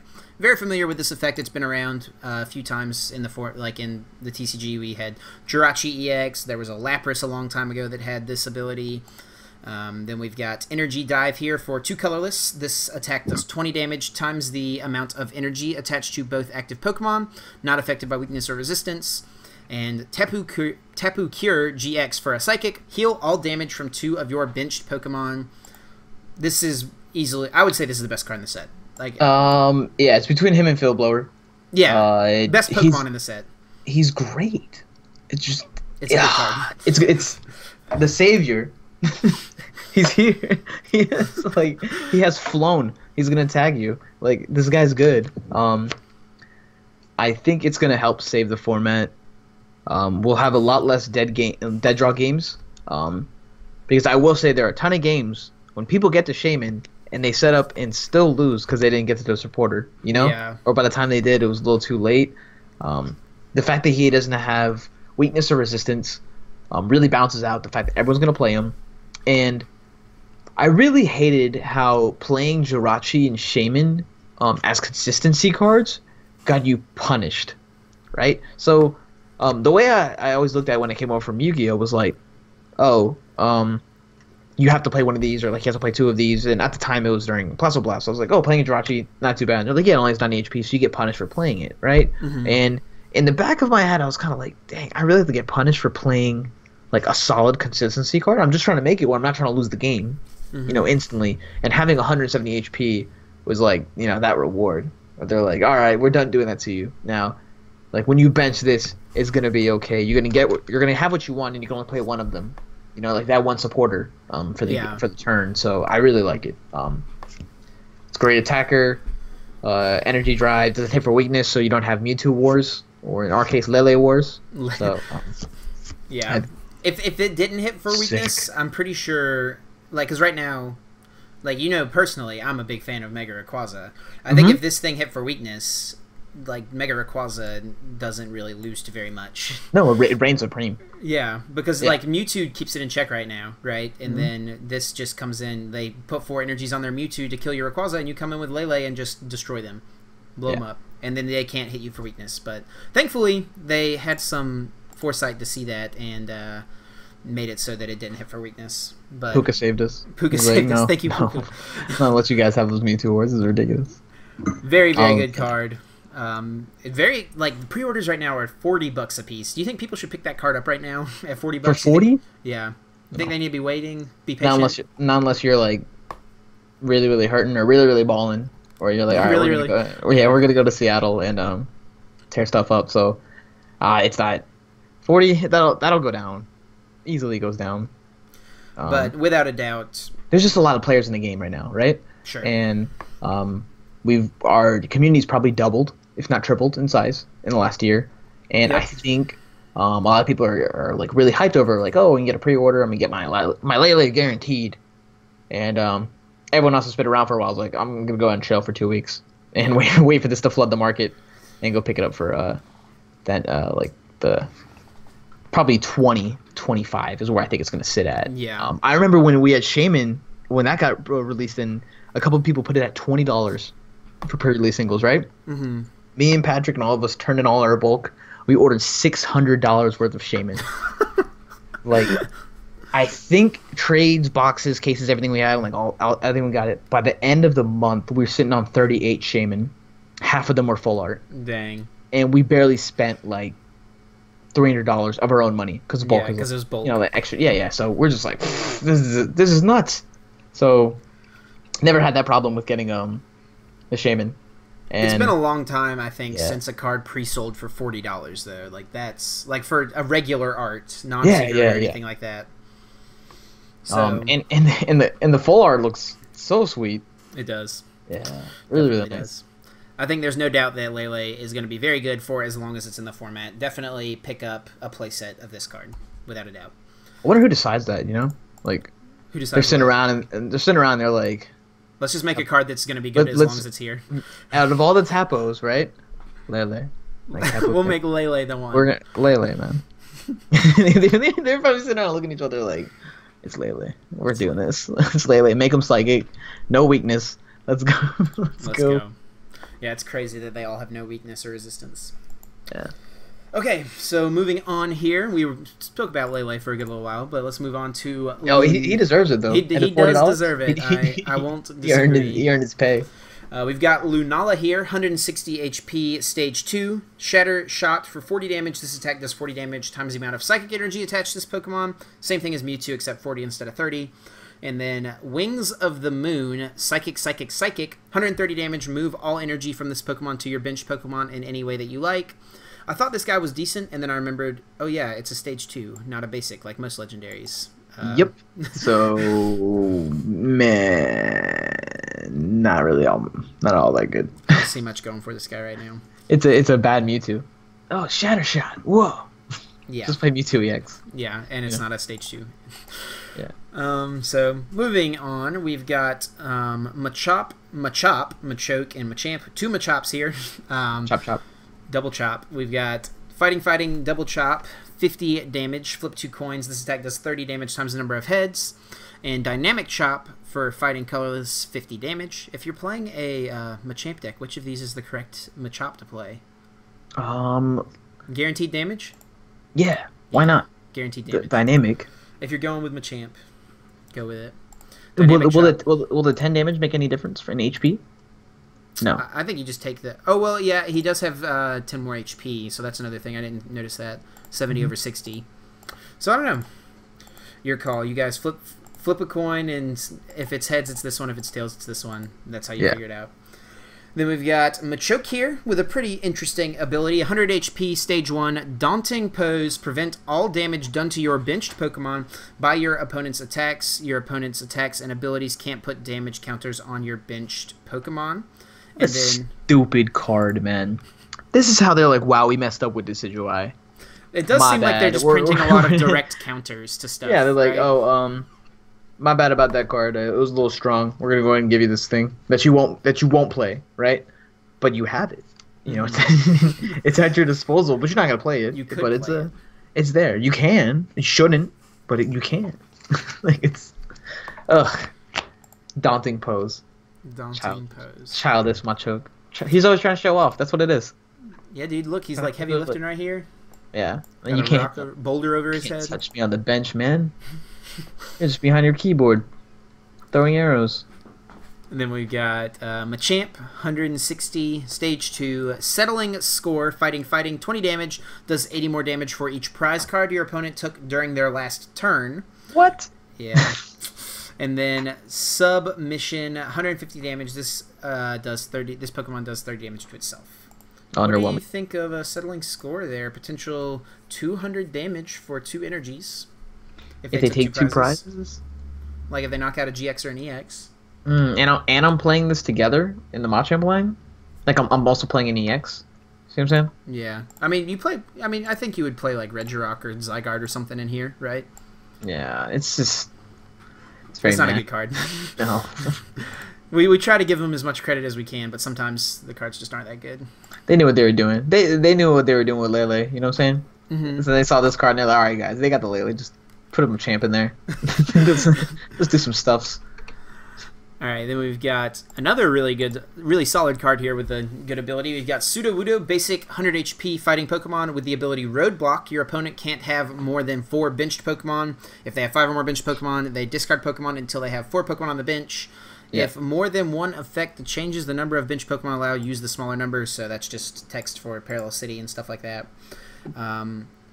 Like you were saying, things that are just like meant to be direct counters. We saw Machoke here, directly counter to Decidueye, like that's obvious. And then we have Sudowoodo here, obviously meant to direct counter all those Skyfield decks, things like Gardevoir and Mega Rayquaza. This puts a hurting on Mega Rayquaza. I call them my B cards. My B cards? Because we messed up by printing they look this. back and they're like, yo man, my B. I thought Parallel City was gonna be enough. My bad. Like now they need Hex plus the Skyfield. No, dude, you gotta kill this thing, because then when they go back to this, like if you Hex, fill up your bench or whatever, then yeah, you pass, they die. then it's like they go away. It doesn't work. You gotta kill this dude, man. Ridiculous card. I think it's good. Very good in so Gardevoir right now. It's probably one of its worst matchup is Mega Rayquaza. You throw one of these dudes in there, and you got a fighting chance. Even though Gardevoir in itself is a little insane. And they get Tapu Lele now? Yeah, with Dragonite. Wow. Because they discard the Lele and then they Dragonite and get back whatever supporter they want. I'm going to end you out of it. Oh, no, you won't. Alright. Oh, this set's funny, man. Yeah, it's they knew what they were doing. They were like, alright. I like Sudowoodo. I think it'll see play. Oh, same. I really like heavy metas. Specifically, like our area, the East Coast, people love Rayquaza over here, right? So we're gonna be picking this card up. Yourself included. Yeah, you're like, it's got a top 8 regionals. I am definitely included in that. I mean, with the way things are looking, I've been testing a lot of different stuff for Virginia, and the more I look at it, the more Rayquaza seems like an intriguing play to me. I was gonna play something else to prove to people I do play other decks at tournaments. But Rayquaza seems you don't need to do right it. now. That's just your ego talking. You know what I'm saying? That's how I feel. When whenever he gets to that moment, I was like, wow, do I really want to play Flygon? I really want to play Flygon. You're the Flygon guy. Yeah, and so I'll it's be like, the all right. Rayquaza guy. I mean, Dylan's the Vespi Queen guy. Yeah. And He's he's played okay. it forever, He's doing all right, you know? When he He's getting decides by. to play, he does all right. Yeah. All right, we've got Gligar and Gliscor here. Gligar, basic 70 HP, double shot, 10 damage to 2 of your opponent's bench Pokemon for a fighting. And then Gliscor, 110 HP, stage 1, finishing Stinger, 70 damage. If your opponent's active Pokemon has no damage counters on it before this attack does damage, this attack does nothing. Excuse me. And then fighting double colorless Guillotine for 90 damage. Not really seeing it for Gliscor either right now. Same. Yeah. All right. They're hurting. We've got Nose Pass here. Ram, 20 damage for 2 colorless. And Rising Lunge, 30 damage. Fighting colorless, colorless. Flip a coin. If heads, this attack does 30 more damage. Not much we really need to say about this guy. There's a Probopass we'll talk about when we get to it, but nothing else to really say about Nose Pass. Yeah. We've got Barboach here. Hook, 10 damage. Mud Slap, 20. And then Whiscash here. Fighting colorless, colorless. Water Pulse, 60 damage. Your opponent's active Pokemon is now asleep. And Land Slip, 100 times, fighting for a fighting and 3 colorless. Discard the top 3 cards of your deck. This attack does 100 damage for each energy card discarded in this way. Pretty much just a worse Typhlosion, isn't it? Yeah, it's not all that good. Yeah. It's blah. Yeah. Yeah, I'll agree with you there. I mean, it's a fighting Pokemon, so you have stuff like Strong Energy and Regirock, but Typhlosion's never been good, so I don't see any reason this would be good. Mm-hmm. So then we've got Pancham here, Karate Chop, 60 minus for 2 fightings. This does 10 less damage for each damage counter on this Pokemon. And then there's a Pangoro we'll talk about when we get to it later. But nothing else to say about Pancham. Yeah. Rockruff here, corner. For a fighting, the defending Pokemon can't retreat during your opponent's next turn. For just 1 energy, that is definitely not bad. Just trying to lock something up, making them play that Switch or Olympia or something like that. And then Wild Kick, 30 damage, flip a coin. If tails, this attack does nothing. And then Lycanroc GX here, 200 HP, stage 1, with the ability Bloodthirsty Eyes. When you play this Pokemon from your hand to evolve one of your Pokemon, you may switch one of your opponent's benched Pokemon with their active Pokemon. Claw Slash, excuse me, 110 damage for a fighting colorless, no other effects there. And then Dangerous Rogue GX for a fighting and a colorless, 50 damage times, does 50 more damage times the amount of your opponent's benched Pokemon. What do you think of Lycanroc GX here? I really like it. Mm-hmm. I think the Bloodthirsty Eyes couples well with his other GX form, which is like energy control. Because at some point you're like, I have to really hope I hit Crushing Hammer here because it's not active. So you can like Bloodthirsty Eyes, Team Flare Grunt plus Crunch, which is a decent turn. Something with no energy, yeah, that's a really strong turn. You can go with this attack over the Crunch. So like the Fighting colorless, you can Claw Slash. This GX attack can probably take more KOs than the other one. I think the other one was like a straight up 200, right? It is. And this one's like it's 200 discard 2 energy. Yeah, and this one's like, I could conserve my energy and then go for a two shot on something. And that one for 2 energy. Yeah, that one costs 3 energies. This one costs 2. I don't know. I think it's pretty good. I really like it. I really like the Rockruff. Corner is a lot stronger than people are going to give it credit for. Yeah. Locking something up, very good. Yeah, because that's the difference between like Amnesia and all the like abilities and status effects is like, you don't get to use this attack, you can do that. This is literally like, give me that Tapu Lele, you can't move it, go. Yep. And hopefully they don't draw DC and smack you with it because Tapu Lele is a beast. Oh yeah, because that kills it because it's that's 60 damage because you have fighting. Yeah. Kills the Rockruff. So it's gonna be good. I think this is my only potential in the current format right now for fighting. If I can get Lycanroc to work. I like Lycanroc a lot. I'm surprised people haven't like messed with it more. I don't think the card is that bad, and I don't know, but it hasn't seen any play since it's been in the format. I really don't think it's that bad. Agreed. And I think this card just helps make it better. What do you think? What do you think this split is? Probably 3 of the other one and 1 of this one, or 2-2? This is a 1. This is a 1 of. Okay. 1 of at most. Because if you prize it, you're like, that's fine. I'll use it later on. You know. Yeah. So. Okay, Lycanroc GX, definitely a very good card. We've got Mudbray and Mudsdale here. Mudbray, basic 80 HP Pokemon, double kick, 30 damage, times, flip 2 coins, 30 for each heads. And Mudsdale, 140 HP, stage 1.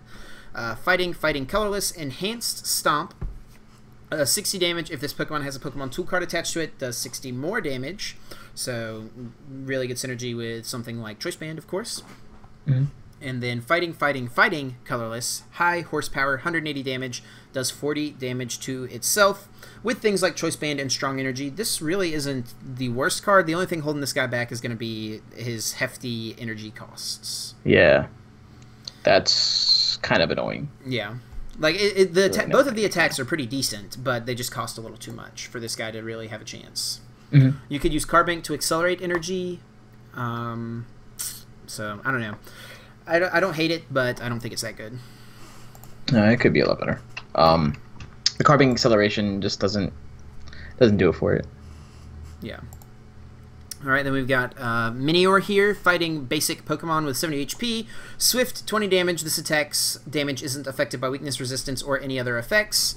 And Calm Explosion, 190 damage. This Pokemon is knocked out. Fighting. 190 damage. That's a lot of damage to have printed on a basic 70 HP Pokemon. Angry. Cosmic Explosion. That actually has potential. 190 out of nowhere is not fun to deal with. And you got strong energies and stuff too to just make that damage even higher. Like whatever you're using it on, they're going down. So they're not sticking around for the next. Anything that is going to run Carbink, I think you play this card because you have a turn where you have Carbink Break active or whatever. You bench this dude and you throw 2 energies on it, and they're like, "Oh crap, I'm going to die next turn. I have to kill this thing," and then they're forced to take a 1 prize knockout, and then they're forced to deal with it or get punished. Unlike the other the threat that you want to put on board, probably like in Rock, maybe in Zygarde. I think this is like probably a one of in several fighting decks. Agreed. All right, so we've got Murkrow and Honchkrow here. Honchkrow, 110 HP, stage 1. Faint attack for a Dark Energy. This attack does 30 damage to one of your opponent's Pokemon, not affected by weakness, resistance, or other effects. Raven's Claw for 2 colorless, 10 more damage for each damage counter on all of your opponent's Pokemon. Kind of interesting there. What do you think of Honchkrow? The 10 for each damage counter is okay. It's like, why not just use Dunsparce, right? Sure. If we have that, and then the 30 damage is blah. So I think it's rather underwhelming as a card. I'll agree with you. I think that you could maybe do something with the Raven's Claw. I don't think that this dude becomes his own deck. I think maybe you put like a 1/1 line in something if you have a deck that spreads a lot of damage. Maybe like the Tapu Koko with the basic one that puts 20 on everything for several turns. You come in and maybe hit kind of hard with this, but I don't think, like, I think you'd rather just hit with like another Tapu Koko or a Tapu Koko GX. So get to use Absol or something. Like, that's true too. Bring this down and put some damage counters pop. Yeah. Okay, then we've got Sableye here, one that a lot of people are talking about with limitation for a Dark Energy. Your opponent can't play any supporter cards from their hand during their next turn, and scratch for a colorless 20 damage. I think the first thing everyone thinks of when they think about this is Sableye, Decidueye, Vileplume. I'm not going to be able to play any cards.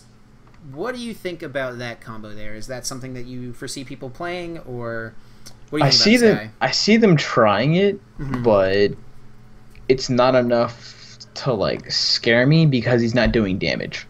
Unlike Sableye that can Puzzle of Time and consistently Drunk Hunt and deck you out that way, that's kind of annoying. But for right now, it's just like, oh hey, you can't use a supporter, or like, I have you under item lock too. Then you're just kind of chilling. It's like, nah. I think he's as good as a one of in other decks. Like, you use it in, like, Darkrai, Umbreon, Yveltal, or Yveltal, and you get it to the point where you're going to put a win condition on board off of, like, your energy attachment for the turn, and then you use Sableye to use limitation. They can't Lysander you. So you're essentially ending the game, right? Like, I can set it up where I put an energy on Sableye in the early turns of the game, and then I just need to build up this Yveltal EX. If they don't Lysander it, I'm going to win, and that turn where I need the next turn to win, I'm going to use limitation and cut off Lysander. And once I do that, then I'm like, bang, Yveltal EX. Good game. So How long do you think before we have someone ask the question if they can play Pokemon Ranger to get rid of limitation? oh, it makes sense. They're like, well, because it removes it. I'm like, yeah, but you can't play it. You can't even play it. So. You're literally not allowed to play the card. That card cannot come out of your hand. Yeah. But I think Sableye is cute. I think people will definitely try out the Decidueye Vileplume Sableye thing. Not sure how good it'll be. I think that they're better off attacking with their Lugias and stuff. Agreed. Yeah. We've got Absol here, 100 HP basic Pokemon. Future Sight for a Dark Energy. Look at the top 4 cards of either player's deck and put them back in any order. And Doom News for a Dark and Colorless. Put all energy attached to this Pokemon into your hand. At the end of your opponent's next turn, the defending Pokemon will be knocked out. We have a similar attack with a Jirachi currently from Roaring Skies, and that's never really seen much play. So I don't really see why Doom News would see much play. They can just retreat out of that effect, of course. But Future Sight, I think, is pretty interesting if there's ever any sort of lock-type deck, just to look at the top 4 cards and prevent your opponent from, drawing good cards, pretty much. Yeah. But other than that... It's just... Nah. Maybe you could play it in, Sableye Garbodor or something like that, and expanded. But I think you'd rather just be junk hunting with Sableye. Most of the time. Maybe, once you get up, a solid lock with Sableye Garbodor, and you don't need to be junk hunting for puzzles and stuff, if there's a turn where you can just kind of control the next 4 turns potentially, and then you don't have to play your trick shovels and stuff, Yeah. So I think you will see people play it in Sableye Garbodor, but I can't see much for this guy in standard right now.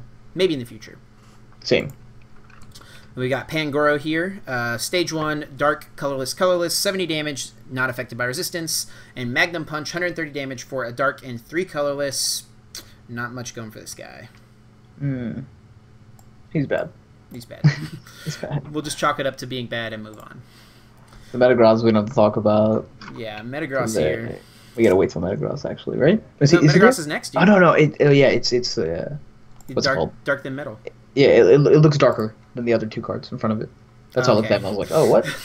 So we've got, Metagross is up next. We've got Beldum and Matang here. Nothing worth really mentioning here with these guys. And then Metagross GX, 250 HP. That's a lot of HP. Stage 2 Pokemon with the ability Geotech System. Once during your turn before you attack, you may attach either a Psychic or Metal Energy from your discard pile to your active Pokemon.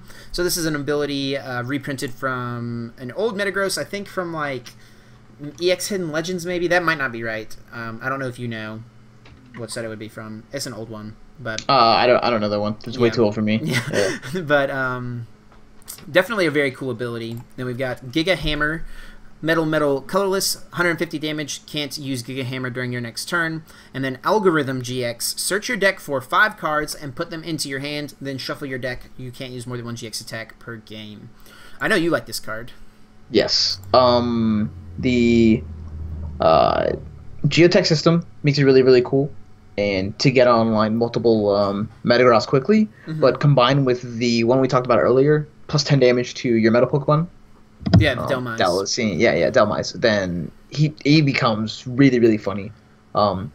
This Pokemon can't use Giga Hammer next turn. You can easily regulate that by Flow Stone, switching, Olympia, blah, blah, blah.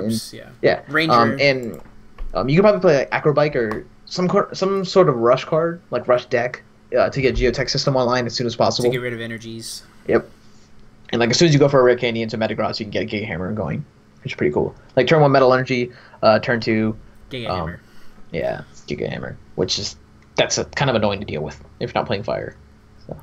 Also, pretty good synergy with Genesect EX from Fates Collide, since you can discard your energies and then just re-accelerate them immediately. Yeah. So, and then with a deck like that, you have your Genesect with a Fighting Fury Belt on it, and you play Max Potions.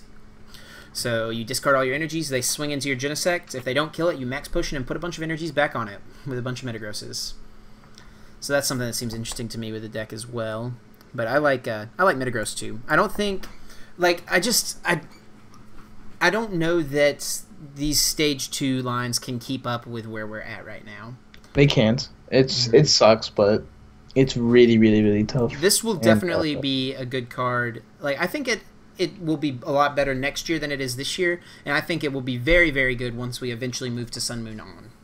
But once again, that's very speculative since there will be 5 to 6 new sets at that point once it's Sun, Moon, On, most likely. Exactly. So, hopefully they just get us the Sun, Moon, On right in August. That'd be really, really fun. I don't think they'll do that. There's only 3 sets legal if they do that. There's no way they do that. It's totally fine. They have a lot of cards in all the sets. I don't know. There's a lot of Jews. I don't know. We'll see. I'm 99% sure it's going to be Breakthrough On, but we'll see. We'll see. Okay, moving on here. Metagross definitely gets a thumbs up from both of us. Very good card. Probopass here, 130 HP stage 1, Metal Link, or Energy Link for a metal, 30 damage, attach an energy from your discard pile to this Pokemon, and for 4 colorless, Power Gem for 120. Thumbs down. Not feeling too good about this guy. Nope, complete garbage. Okay. Same thing from the Lunala earlier. So Galio here, once again, thought this card was very good once I saw it, and then I remembered, oh wait, it's a stage 2. Shining Arrow, metal colorless, 50 damage to one of your opponent's Pokemon. Metal colorless, Fangs of the Sun, 170 damage, can't use Fangs of the Sun during your next turn. This would be a very good if it was a basic Pokemon. Yeah. But it's not. Nope. So it's not that good. It's sad there's so many cards like that. And that just shows how, like, underwhelming stage 2s currently are. Yeah, but I mean, if they gave us, like, all these stage 2s we've talked about have had something interesting about them that could be good, right? But if they were all basics, like, there's not really a clear defined format at that point, I don't think. Yep. So we need Broken Time Space for everything. Yeah. Like the fact that only grass got Forest of Plants, a little biased and a little silly on their part. Like, if they just made everything like that, then if every Pokemon had their own stadium like that for some reason, then it'd be really cool. But just making it only grass and then giving a Vileplume, it's annoying. Oh man, Vileplume. Yeah, I'm gonna be happy to see that go. Ancient Origins is certainly leaving the format, so be very glad when Forest of Giant Plants is not in the format anymore. For real. Okay, moving on to the fairy types. We've got a Clefairy Clefable line here. Clefairy we will mention real quick. Follow me for a double colorless. Switch one of your opponent's benched Pokemon with the opponent's active Pokemon. The only reason I mention this is because, you know, I am very much a Rayquaza player, so if I was expecting someone, if I was to walk into an event where Krista Porco's playing, I'm definitely putting this in my deck to get Primal Groudon up in the active as early as possible before it's ready. But other than that, not much going for Clefairy. And then Clefable here, Lullaby, 20 damage, your opponent's active Pokemon is now asleep. And Meteor Mash for a Fairy colorless, 60 damage. During your next turn, this Pokemon's Meteor Mash attack does 60 more damage. So base 120 plus 30 for Choice Band, 150. Not really going to cut it, I don't think. Nope, pretty bad. Alright, enough said, moving on. This is a derpy looking card too, look at this guy. Which one? Whimsicott? The Clefable. Or the Clefable? Oh. What is he doing? This is the derpy card of the set. Yeah. But moving on to the Whimsicott and Cottony. Cottony, not much to talk about. Well, I mean, Continuous Tumble, flip a coin until you get tails. This attack does 10 damage times the number of heads. Potential infinite damage output if you're really good at flipping heads. But other than that, Whimsicott here. This is going to be a one of in pre-release decks. Flip a bunch of heads, just take prizes for a colorless. Then Whimsicott, 80 HP, stage 1. Colorless, the Wages of Fluff. If the defending Pokemon is knocked out during your next turn, take 2 more prize cards and Fairy Wind 30. Kind of interesting effect there, but once again, your opponent can just switch or retreat out of it. And underwhelming. Yeah. I think the effect of the first attack is pretty neat, but I don't think it will be played. Then we've got Sylveon GX here, another very good GX in the set. Magical Ribbon, search your deck for up to 3 cards and put them in your hand. Shuffle your deck afterwards. Fairy Wind, Fairy colorless, 110. And then Puri GX, Puri, is that how you say it? Fairy colorless. Puree? Puree? Maybe. It's something.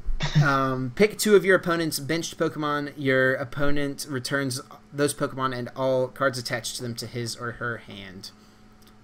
What do you think of Sylveon GX? I know people are liking it. I know you like the Eevee's box type decks. So third best card in the set. It's Field Blower, Tapu Lele 1-2, and then this is number 3. I think this deck's amazing.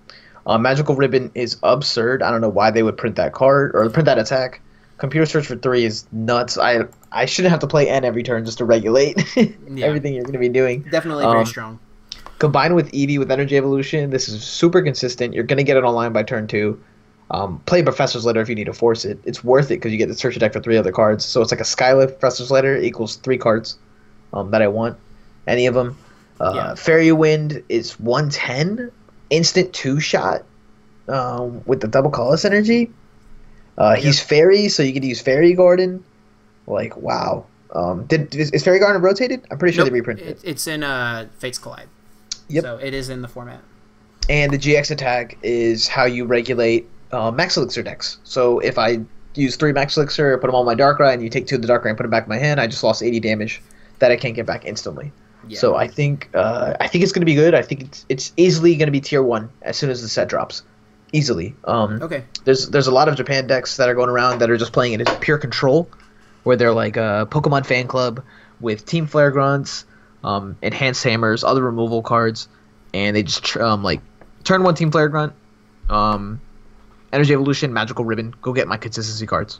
Or go grab the next 3 cards I want, you know? Like maybe I'll get a Sycamore plus 2, plus a DCE, plus an Enhanced Hammer. Yeah. And now you lost. So I think it's gonna be great. This is what I'm going after tomorrow or in the pre-release. Definitely Sylveon, definitely Tapu Lele's. Okay. So I love it. Yeah. I think, and this is like a deck that can deal, like we were talking about how strong Garbodor is with Magical Ribbon. You know, we don't have to play items to get the cards we want, right?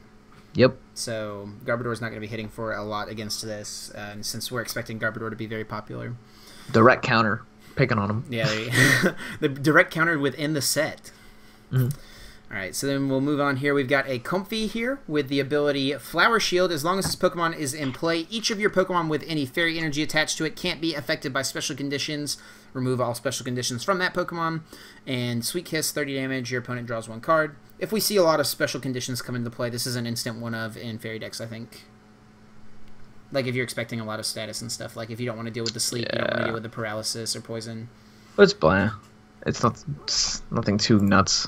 Like, yeah, I mean, nothing. It's very techy. And if that gets going, that whole Pern, Poison, Madness, then it's definitely cool to have. Yeah. But for now, it's meh. Yeah, like I said, right now I don't think you need it, but if we see the meta shift to a lot of special conditions, this is definitely good in those fairy decks. Yeah. Or rainbow energy decks even. But I guess you would just probably play Magearna for that, because that would be better for the most part since you can attack with it. But anyway, moving on, we've got Goomy, Sliggoo, and Goodra here. Nothing to mention with... Oh, I guess Goomy has a flip-a-coin paralysis attack, so something with, once again, the Victini. we keep going back to it. Yeah. Then Sliggoo, Division, search your deck for up to 2 Sliggoo and put them onto your bench. So base, kind of a worse Frogadier. Literally, like, just one worse of a Frogadier. And then Goodra here... Power Whip, this attack does 20 more damage times the amount of energy attached to this Pokemon to one of your opponent's Pokemon, so you put it anywhere for just a colorless. And then Beat Slider, 130 damage, your opponent switches their active Pokemon with one of their benched Pokemon. Even though we got this really good Sliggoo that lets you accelerate a lot, I don't like the Goodra that much. Same, it's really bad. Underwhelming. I think if we get Goomy. Never lucky. Poor Goodra. Goodra's like a fan favorite from Gen 6, and it's just never gotten anything for it. Yeah. If we get a Goodra GX in the future, this Sliggoo and Goomy are definitely both very good. But right now, very meh. Agreed. So Drampa here, we've got the basic Drampa Amass. Search your deck for a basic energy card and attach it to this Pokemon. And then Power Cyclone, 80 damage, move an energy from this Pokemon to one of your benched Pokemon. Once again, a pre-release Pokemon. Pretty bad. That's how I see it. Yeah. Jangmo here, and Hakamo, and Komao. Nothing worth mentioning with the previous evolutions, but Komao GX, Adamantine Press. I want to say Adamantium, but I know that's not it. Adamantine. Adamantine. 30 damage. During your opponent's next turn, this Pokemon takes 30 less damage. Shred, 130. Can't be affected by it hits through effects like Crystal Ray and all that stuff. And then Ultra Uppercut GX 240 damage. I think I saw somewhere someone put that this is the worst GX we've gotten. What do you think of that? Completely disagree. Really? I think with DDE and the colorless Rayquaza, Como becomes like a semi-decent follow-up attacker in a Dragon's box. So you have their baby Rayquaza with DCEs, right? Mm-hmm. You have the can the baby Rayquaza attach special energy? No, I'm pretty it's basic. Sure it might just be basic energy. It is All basic. right. Never mind. It ruined the whole game plan for me. So I was right about to go nuts. Yeah, it says attached to basic energy. Yeah, fighting lightning. You need a DDE. It could be worse, but it's super underwhelming. You take a prize with the GX attack, right? Like 240 is going to kill everything. Guaranteed. And then, but then you're hitting 130 for 4 energies, so it just seems very meh after that, in my opinion. I don't think it's the worst GX. I don't actually know what I think the worst GX is that we've gotten, but it's definitely, I'd say it's bottom tier right now. Mm-hmm. Agreed. We're going to have these filler GXs in pretty much every set, but they need what something. they are. Yeah. Yeah, they need something to just like pass the time. Yeah. And we've got Chansey here and Blissey. Nothing to really talk about with the Chansey. 4 colorless for 80. Not that good. And then Blissey, 160. Stage 1. Ability, farm fresh eggs. Once during your turn before you attack, when you play this card to evolve one of your Pokemon, you may heal 80 damage from your active Pokemon. And then Double Edge for 4 colorless, 160 damage, deals 80 to itself. The ability is interesting. I don't know how good it is, especially since we have Pokemon Center Lady right now. It's not that strong. Yeah. It's blah. Yeah, I agree. I mean, it's like we're getting cards that have like interesting stuff on them. So like, there's potential that this could be used in something, but it, like you said, it's very meh. Okay, yeah, it's like if we enter a format that's automatically 2 shots and 3 shots, it could make a difference, but for now, no. No, yeah, absolutely. All right, so we've got Talo and Swellow here. Swellow, 90 HP, stage 1, agility, 20 damage, flip a coin of heads, prevent all effects of attacks, including damage done to this Pokemon during your opponent's next turn. What are we going to go back to with the flip effect there? Victini, I'm telling you, man. No. And then Swallow Dive, 40 damage. If this Pokemon used agility during your last turn, this attack does 80 more damage. We're looking at another pre-release pro. Yep, pre-release animal. Everything else, no. Really bad. Yeah. Cast form here. Weather Teller. Search your deck for 2 stadium cards. Reveal them and put them in your hand. And Water Pulse, 30 damage. Now asleep. Bad. If there was a format where like we didn't have a consistent way to draw stadiums and the format was very, very slow, maybe. But to use an attack to get 2 stadiums is really bad right now. Yeah. For now, he's not getting it done. Then we've got Rayquaza here, one we've mentioned a couple times earlier in the video. Basic 120 HP Pokemon. Turbo Storm for double colorless, 30 damage. Attach 2 basic energies from your discard pile to one of your bench Pokemon. And Dragon Claw for 3 colorless does 80. Very, very good card. Love it. Only has 1 retreat as well. So tons of potential here for him. There's so many things to combine him with. The Tapus. Basically, if you're playing a basic Pokemon deck, you get a lot of use out of them. If you find a way to play a deck that uses both double colorless energy as well as basic energy in a consistent fashion, then he just, he thrives as one of the decks. But for now, I don't know what I'm going to see him being played in. Well, like you can put him in I'm definitely going to expect him. You put him in the Alolan Ninetales deck, and like it makes sense in there because you discard energies with the Ninetales, like mid to late game, put some more energies in play. Once you've used your aqua patches and stuff, like I'd rather puzzle back the patches. That's true. That'd be hot. Yeah. Well, all right, give me this. But then you have to play puzzles though. That's fine. Nah, dude. I don't know.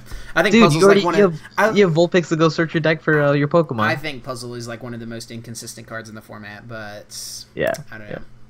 I like Rayquaza, and I think it will definitely see play. Maybe not as much for it now, but in the future, like this is definitely a good card to have in the format.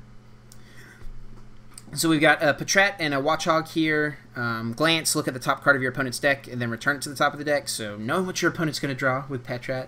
And then Watchog, scrutinize, look at the top 2 cards of your opponent's deck, discard one of them, put the other one back, and slam, flip 2 coins, 60 damage for each heads. Not much. I'm going to scrutinize Watchog and say he's not that good. Yeah, he's scrutinized bad. We've got a Fletchling, Fletchender, and Talonflame line here. Nothing to talk about with the pre-evos, but Talonflame, 130 HP, stage 2.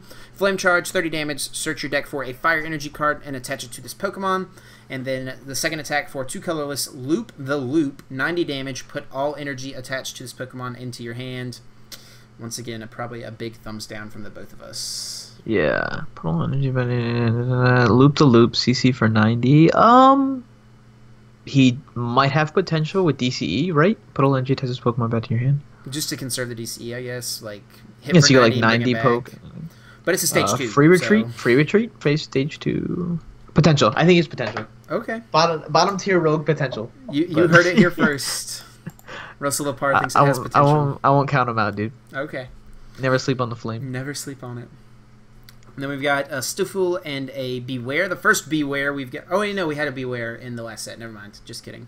Anyways, they're loving Beware right now. We got the sleeves for him on PTCGO from GameStop. We got the Beware GX box coming out soon. They're digging Beware right now for some reason. But ability, Rake In. When you play this Pokemon from your hand to evolve one of your Pokemon, during your turn, you may draw 3 cards. And Not then bad. Dangerous Blow, 60 damage. If your opponent's active Pokemon is a basic Pokemon, it does 60 more damage for 3 colorless. The attack is mad. The ability is pretty cool. It's like their twist on Bouffalant. For this format with the stage 1, which I don't hate. The Rake It In is pretty cool. The Dangerous Blow is very odd. Yeah. It's okay, but like you have to put 3 energies on it on a stage 1 to just hit for 120 on like a Darkrai. It's not going to end up doing that much. Yeah. You'd rather be doing more to it, I think, with a Pokemon that has more HP. Yeah, for 3 energy. Yeah, agreed. Komala here with the ability Comatose. As long as this Pokemon is your active Pokemon, when you attach an energy from your hand to it, it is now asleep. And Hypno Roll, Ooh. 100 So damage. This attack can be used if this Pokemon is asleep. If it's not asleep, it does nothing. Thumbs down. No good. No. No bueno. He's cute though. Good for him. Yeah, good for him. All right, moving on to the, I think the last GX? Yeah, actually the last Pokemon in the set before we get to some trainers. Grandpa, yes! Grandpa Drampa here. 180 HP, basic Pokemon, Righteous Edge, 20 damage, discard a special energy attached to your opponent's active Pokemon. Berserk, 80 damage. If your benched Pokemon have any damage counters on them, this attack does 70 more damage. And Great Revolution GX, shuffle your hand into your deck, then draw 10 cards. Can't use more than 1 GX attack per game. I think this card is pretty good. I love it. I think Righteous Edge has a lot more utility than people are giving it credit for. 180 HP on a basic Pokemon is really nice. And the Berserk of the whole 80 and then plus the extra 70 is really, really sweet with Rainbow Energy as well as like a heavy switch escape rope line. Yeah, I was watching, I think, a Japanese VOD of a Japanese tournament, seeing some of the kind of like stuff they were using from this set. I think a dude was playing Drampa GX with Garbodor with Team Magma Space, right? So he benches it and gets his damage on the board, and then can Berserk with Choice Band and do a ton of damage, and then he's also got the Garbodor in the back. Like, if you don't play your items, you're gonna get hit by Drampa. Yeah. If you do play your items, you're gonna get hit by Garbodor. And it's psychic energy because it's all colorless, so he gets to utilize it all correctly. Exactly. Oh, that's sweet, dude. And plus Tapu Lele. Exactly. Yeah, he's playing Lele's, of course. So I think that's the deck right there. If you're gonna build a Garbodor, you're gonna use Tapu Lele's and Drampa GXs most likely. Maybe some Tauroses and stuff too. But I think his GX attack sucks. Wow. I mean, in a format that, like, in the future, if we don't have N, Shuffle Draw 10 isn't that bad, but I would tend to agree with you. Yeah. Shuffle Draw 10, N. Well, okay, sorry. Yeah, exactly. But maybe in the future, going second, Shuffle Draw 10, if they don't have a way to shuffle your hand back in, you have 10 cards to work with, but there's a lot better GX attacks you can use. All right. So moving on to some... How many Pokemon was that, dude? That was like an hour and a half of... 115. Dude, it was more than an hour and a half. We've been going for a while. This is ridiculous. Poor Pokemon. Let's blow through these... They had to make these. Let's blow through these trainers and try to get this done. In a lightning fashion. Yeah. Aether Paradise Conservation Area. All right, we're gonna try to do it lightning fashion, and they give us a 4-word stadium name, but Basic Grass Pokemon and Basic Lightning Pokemon, both yours and your opponents take 30 less damage from your opponent's attacks. So good in Lurantis decks, good in the Tapu Koko decks, good in things with Glossopod. It's basic, dude. Oh, you're right. Yeah, we got bodied. I thought the Golem was gonna get help. No, this was not the try. No. Oops. We made this card just for Tapu Koko and just for Tapu Lele. Yep. Everything else, or Tapu whatever his name is, the grass one. Bulu. Which they didn't even make, right? It'll be a 10. Oh, that's cute. I think it's gonna be a 10. Whatever. Tapu Koko and him are a 10 in the spring. I'm pretty sure. Okay. For now, meh. Yeah. Koko though. Koko got help. It's good in Koko, but you think this is better than Rough Seas in the Koko deck? No. Okay. By far, no. I'd rather have Rough Seas. I agree with you because this is I heal to 30 when I want it, unless I see like a deck that's instantly gonna start knocking me out if I don't get the 30 minus. So until then, this is a passive stadium, right? Like you're not gonna. This is what Azul said last time when I had him on to talk about these cards. He said you're just gonna play this and hope that your opponent doesn't bump the stadium, right? Exactly. Like you want a stadium you can use immediately and get use out of from instantly playing it. Parallel City, put your bench at 3, put my bench at 3. I don't care about during your turn if it stays there, but I got it out of it, so. All right, moving on. A couple more stadiums here. We got Altar of the Moon. The retreat cost of each Pokemon, both yours and your opponent's, that has any Psychic or Dark Energy is 2 colorless less. Very good stadium. Definitely very good. Why does Dark need help? Why? they're fine.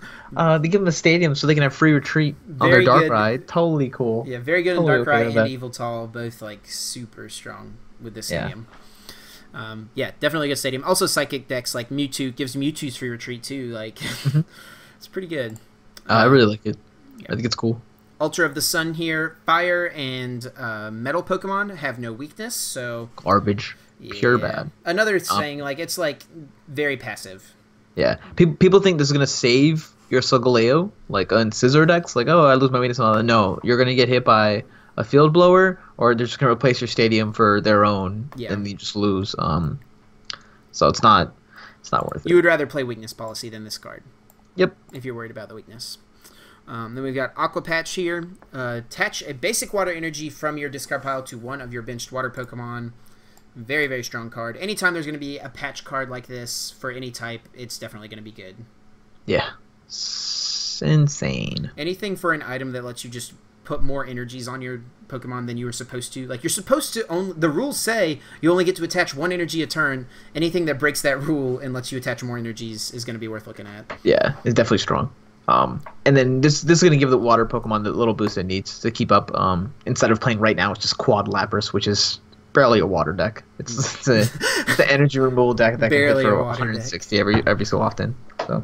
Yeah. All right, then we've got Brooklet Hill Stadium. That's interesting that they're stadiums in... Oh, no, that goes in alphabetical order, doesn't it? Yeah, never mind. Anyway, yeah. We've got Brooklet Hill Trainer. Once during your turn, once during each player's turn, that player may search their deck for a basic water or basic fighting Pokemon and put it onto their bench and shuffle their deck. I like this stadium. Meh. I think it could be good in a Carbink Lycanroc deck to get out your Rockruffs and Carbinks and stuff. Agreed, but they need more. they need help. Hook them up. Yeah. You give them something that makes them hit GXs harder instead of the energy. Mm-hmm. I don't know. Fighting's always been about hitting them. Just Dark and Psychic are now about retreating. Metal and them, they want to retreat, but what made them think water and fighting need consistency, right? So yeah, I mean, if you were to play this in the Ninetales deck and you have the Alolan Vulpix out, you're getting out 3 Pokemon potentially in one turn for your attack plus stadium without playing Ultra Balls and Level Balls and stuff. But in general, right now, you definitely want Rough Seas over this in those decks. Rough Seas by far. But I think this is an interesting stadium and could see some use at some point. Yeah. Then we've got Choice Band, another one that's easy contender as one of the best cards in the set. Pokemon Tool, attach the attacks of the Pokemon this card is attached to do 30 more damage to your opponent's active Pokemon GX or Pokemon EX. And unlike Silver Bangle, this can be attached to EX and GX Pokemon. Great. I don't think there's anything we could say about this card that people don't notice, but very, very good card. I love the fact that they included Pokemon EX too. It was necessary. Yeah. It's not like GX are running rampant, but there's still a couple of EXs out there that are darn silly. So we need to keep those in check. The EVs get a huge boost off of this. Huge boost. Umbreon especially, dude. Umbreon gets very good with this card. Yeah. So looking forward to that, using it. And I think it'll still be strong and still be played, but with Field Blower out, it's regulated. Unlike Fighting Fear Bout right now, which just runs rampant. Once they equip it, you're like, okay, I guess we're done here. Yeah. Oh. All right, we've got Energy Lotto here. Look at the top 7 cards of your deck. You may reveal an energy card you find there and put it into your hand. Shuffle the other cards back into your deck. Worth noting, it says energy card, so you can find special energies with this. So something like a Vespiquen deck, if you need to dig for that double colorless energy, or like Gyarados or Night March or something like that. Yeah, Mewtwo. It's the Misties of Mewtwo, right? Yeah, but it's not a supporter. It's just an item. You don't have to discard anything. The card's okay.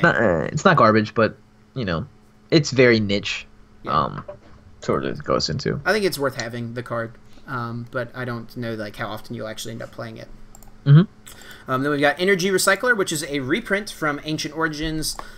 Shuffle 5 basic energy cards from your discard pile into your deck. Not a card that's ever seen much play at all.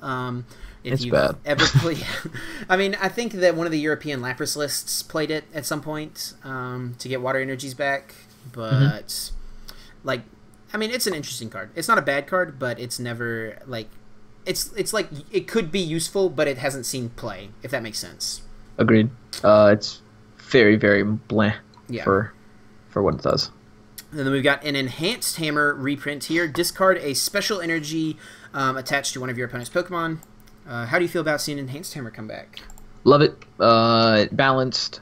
Punishes decks that abuse special energy. Special energy is supposed to be special. Yeah. Which means they're particularly strong. If you can regulate it in some sort of way, then I'm all for it. I definitely agree. This is a very balanced card, so I'm happy to see it back. Yeah. We've got Russell's vote for best card in the set. Field Blower here. Choose up to 2 in any combination of Pokemon Tool and Stadium cards in play, yours or your opponent's, and discard them. So this people who have played for a long time will recognize this card. This is a textual reprint of the card Windstorm. So yeah, very, very good card, without a doubt. Let's go. I'm sick of seeing Fighting Fury Bell ruin my game. Instant Silent Labs, closing out games just because your opponent like drew double Shaman. I've had tons of wins that way, and I'd rather earn them in different ways by this card being released, and it really helps out Mega Ray and Volcanion a lot. Yep. Yeah. Absolutely. Yeah. Okay. Yeah, definitely Field Blower. Easily one of the best cards in the set. We're going to move on here to Hala, supporter card. Shuffle your hand into your deck. If you have used your GX attack, draw 7 cards. If not, draw 4 cards. I think this is a good card in decks that use their GX attack very early. Like Solgaleo decks, I think could definitely benefit from having... Like, Shuffle Draw 7 is a very good effect. That's nuts. Yeah, exactly. But for a Volcanion deck where you're going to be playing Turtonator GX, you're usually not going to use the GX attack till later. Hala might not be as good of an option for that. But in those decks, I think it's definitely good. And then we've got Malo here, another one that people will recognize who've played for a long time. Reprint of Oracle. Search your deck for 2 cards, shuffle your deck, and then put those cards on top of it in any order. What do you think of Malo? I really like it. I've loved the whole reorganize the top of my deck ever since I got to play Octillery Glade. So Malo maybe combined in the future with Oranguru or Octillery might be like the supporter, like a line of choice. Right now with Shaman too, like you Malo and put 2 cards on the top, like any 2 cards you want, and then you play Shaman and you get those 2 cards. Yeah, exactly. It's just what can we combine it all with in order to like get the most out of it. It's going to be the huge question. Hey, my dad just walked in. He's like, yeah, what up? Yeah. Not horrible, decent.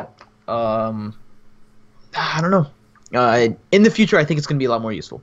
Similar to Teammates in the past, right? Like Teammates dropped. I actually like it a lot more. I like it a lot more now with Shaman and like something like Unknown as well. It's basically like search your deck for 2 cards that you want to have in your hand right now. Is the way I see it. Like if you have a Shaman in your hand as well. But like I mean, I think it's just a good card in general. Agreed. Then we got a Max Potion reprint. Heal all damage from one of your Pokemon if you do discard all energy attached to your Pokemon. How do you feel about seeing this card come back? Don't hate it. Before it really annoyed me. But now it's just like, you know, I think hardly everyone's playing anyway, right? Mm-hmm. It's just so focused on such a turbocharged kind of format. And like I remember whenever it first got announced that it was a reprint in Breakpoint, everyone was so up in arms about it. They were like, "This is so bad for the game. Like, discourages 2-hit KOs," and then it's never really seen that much play. Agreed. I think it's because we went through the Wailord experience, and now that that's gone, we're like, okay, that's fine. Yeah. And have your heal. That's fine. Yeah, I mean it's a good card, so I think it will still just having it around isn't bad or good. And I mean it's just there.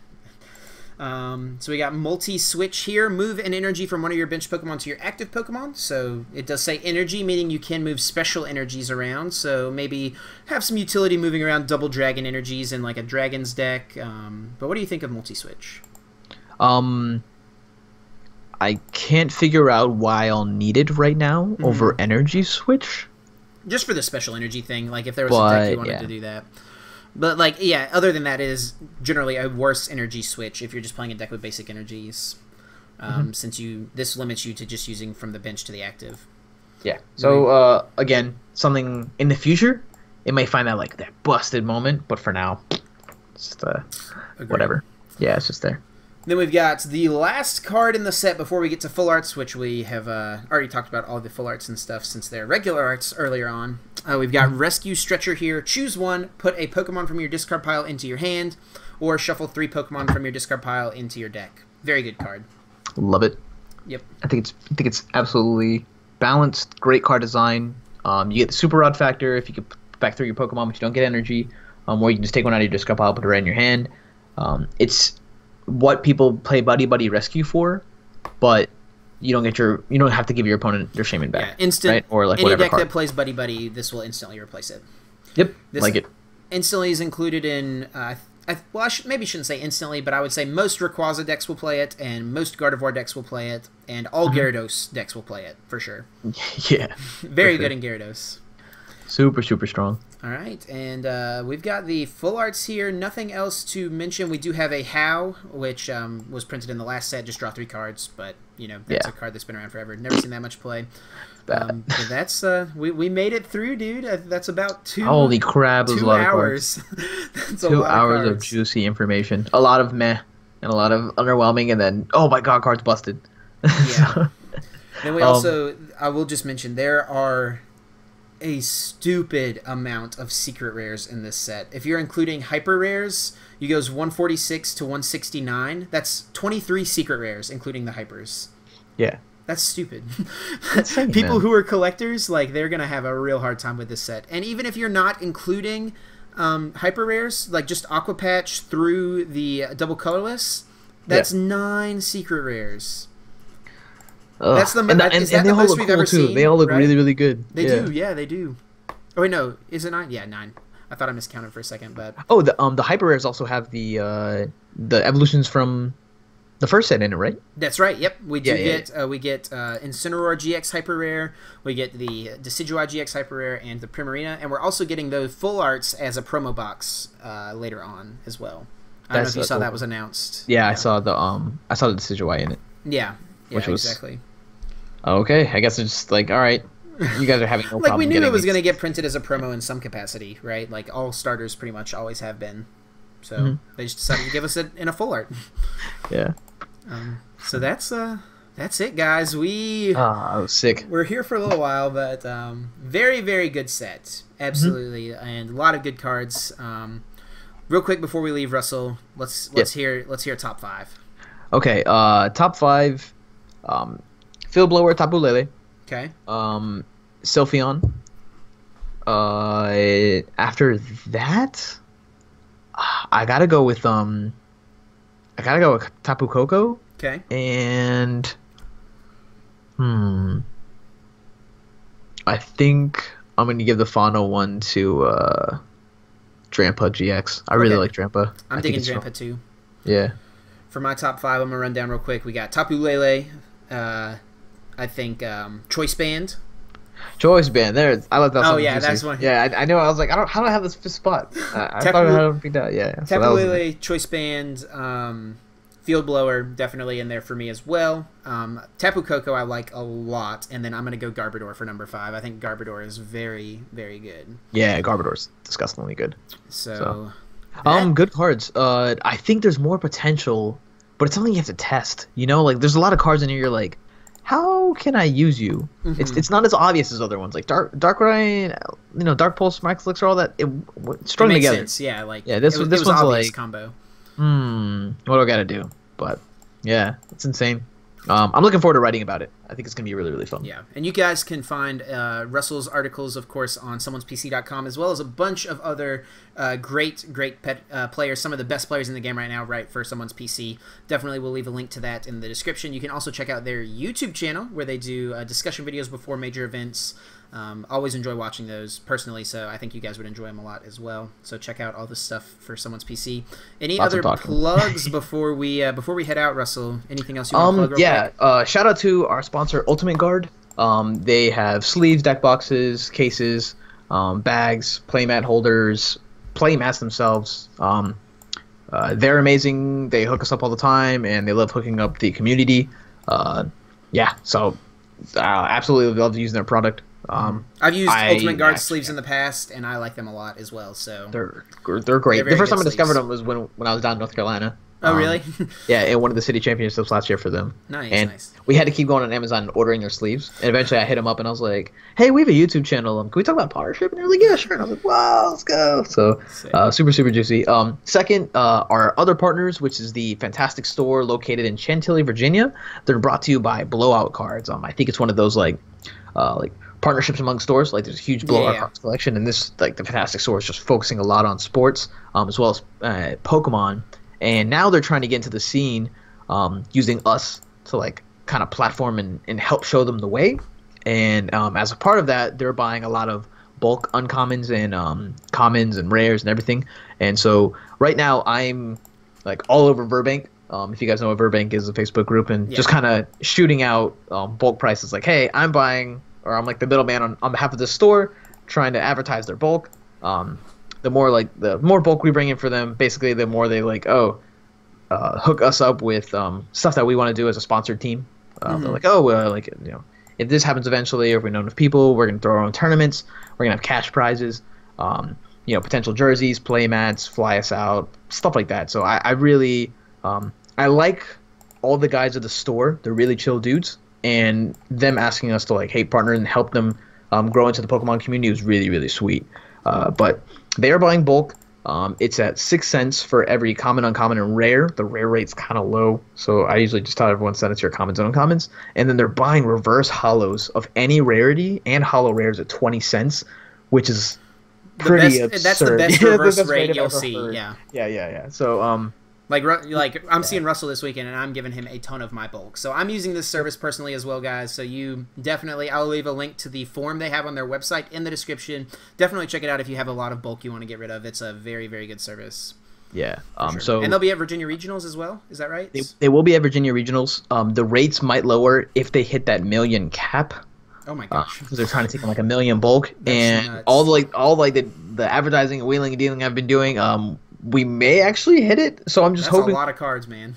It's a ridiculous amount of bulk, but I don't know what they're doing at all. They don't tell me that much. They're just like, hey, we actually need bulk to do all this, and then looking for you guys' team. I was like, yeah, that's cool. Whatever I gotta do, just keep you guys happy and keep us happy, that kind of thing. I'm probably be buying a lot of GX, the Guardians Rising cards from them. Nice. Way coming up, so keep an eye out for them. Thank you, Chip, for having me on, man. Absolutely. I always like interacting with you guys and all the other YouTubers, so. Sticking together through the hard times. Absolutely, of how VGC has such a bigger community than us. Yeah, so pretty fun. So definitely make sure you guys check out all that stuff Russell mentioned. I'll leave links to it in the description. You can also eventually, depending on when you watch this, if you're from the future, there will be a link in the description to our combined article over on the website about a buy list for the set cards we think you should pick up for competitive play. So check that out. You can find me on Facebook, Twitter, and Instagram at TrainYourChip. Russell, you got some social medias you want to plug? Yeah, Facebook is Someone's PC. The website is someonespc.com. That's SOME1SPC. It's like a throwback to the old, PC back in the like red and blue era.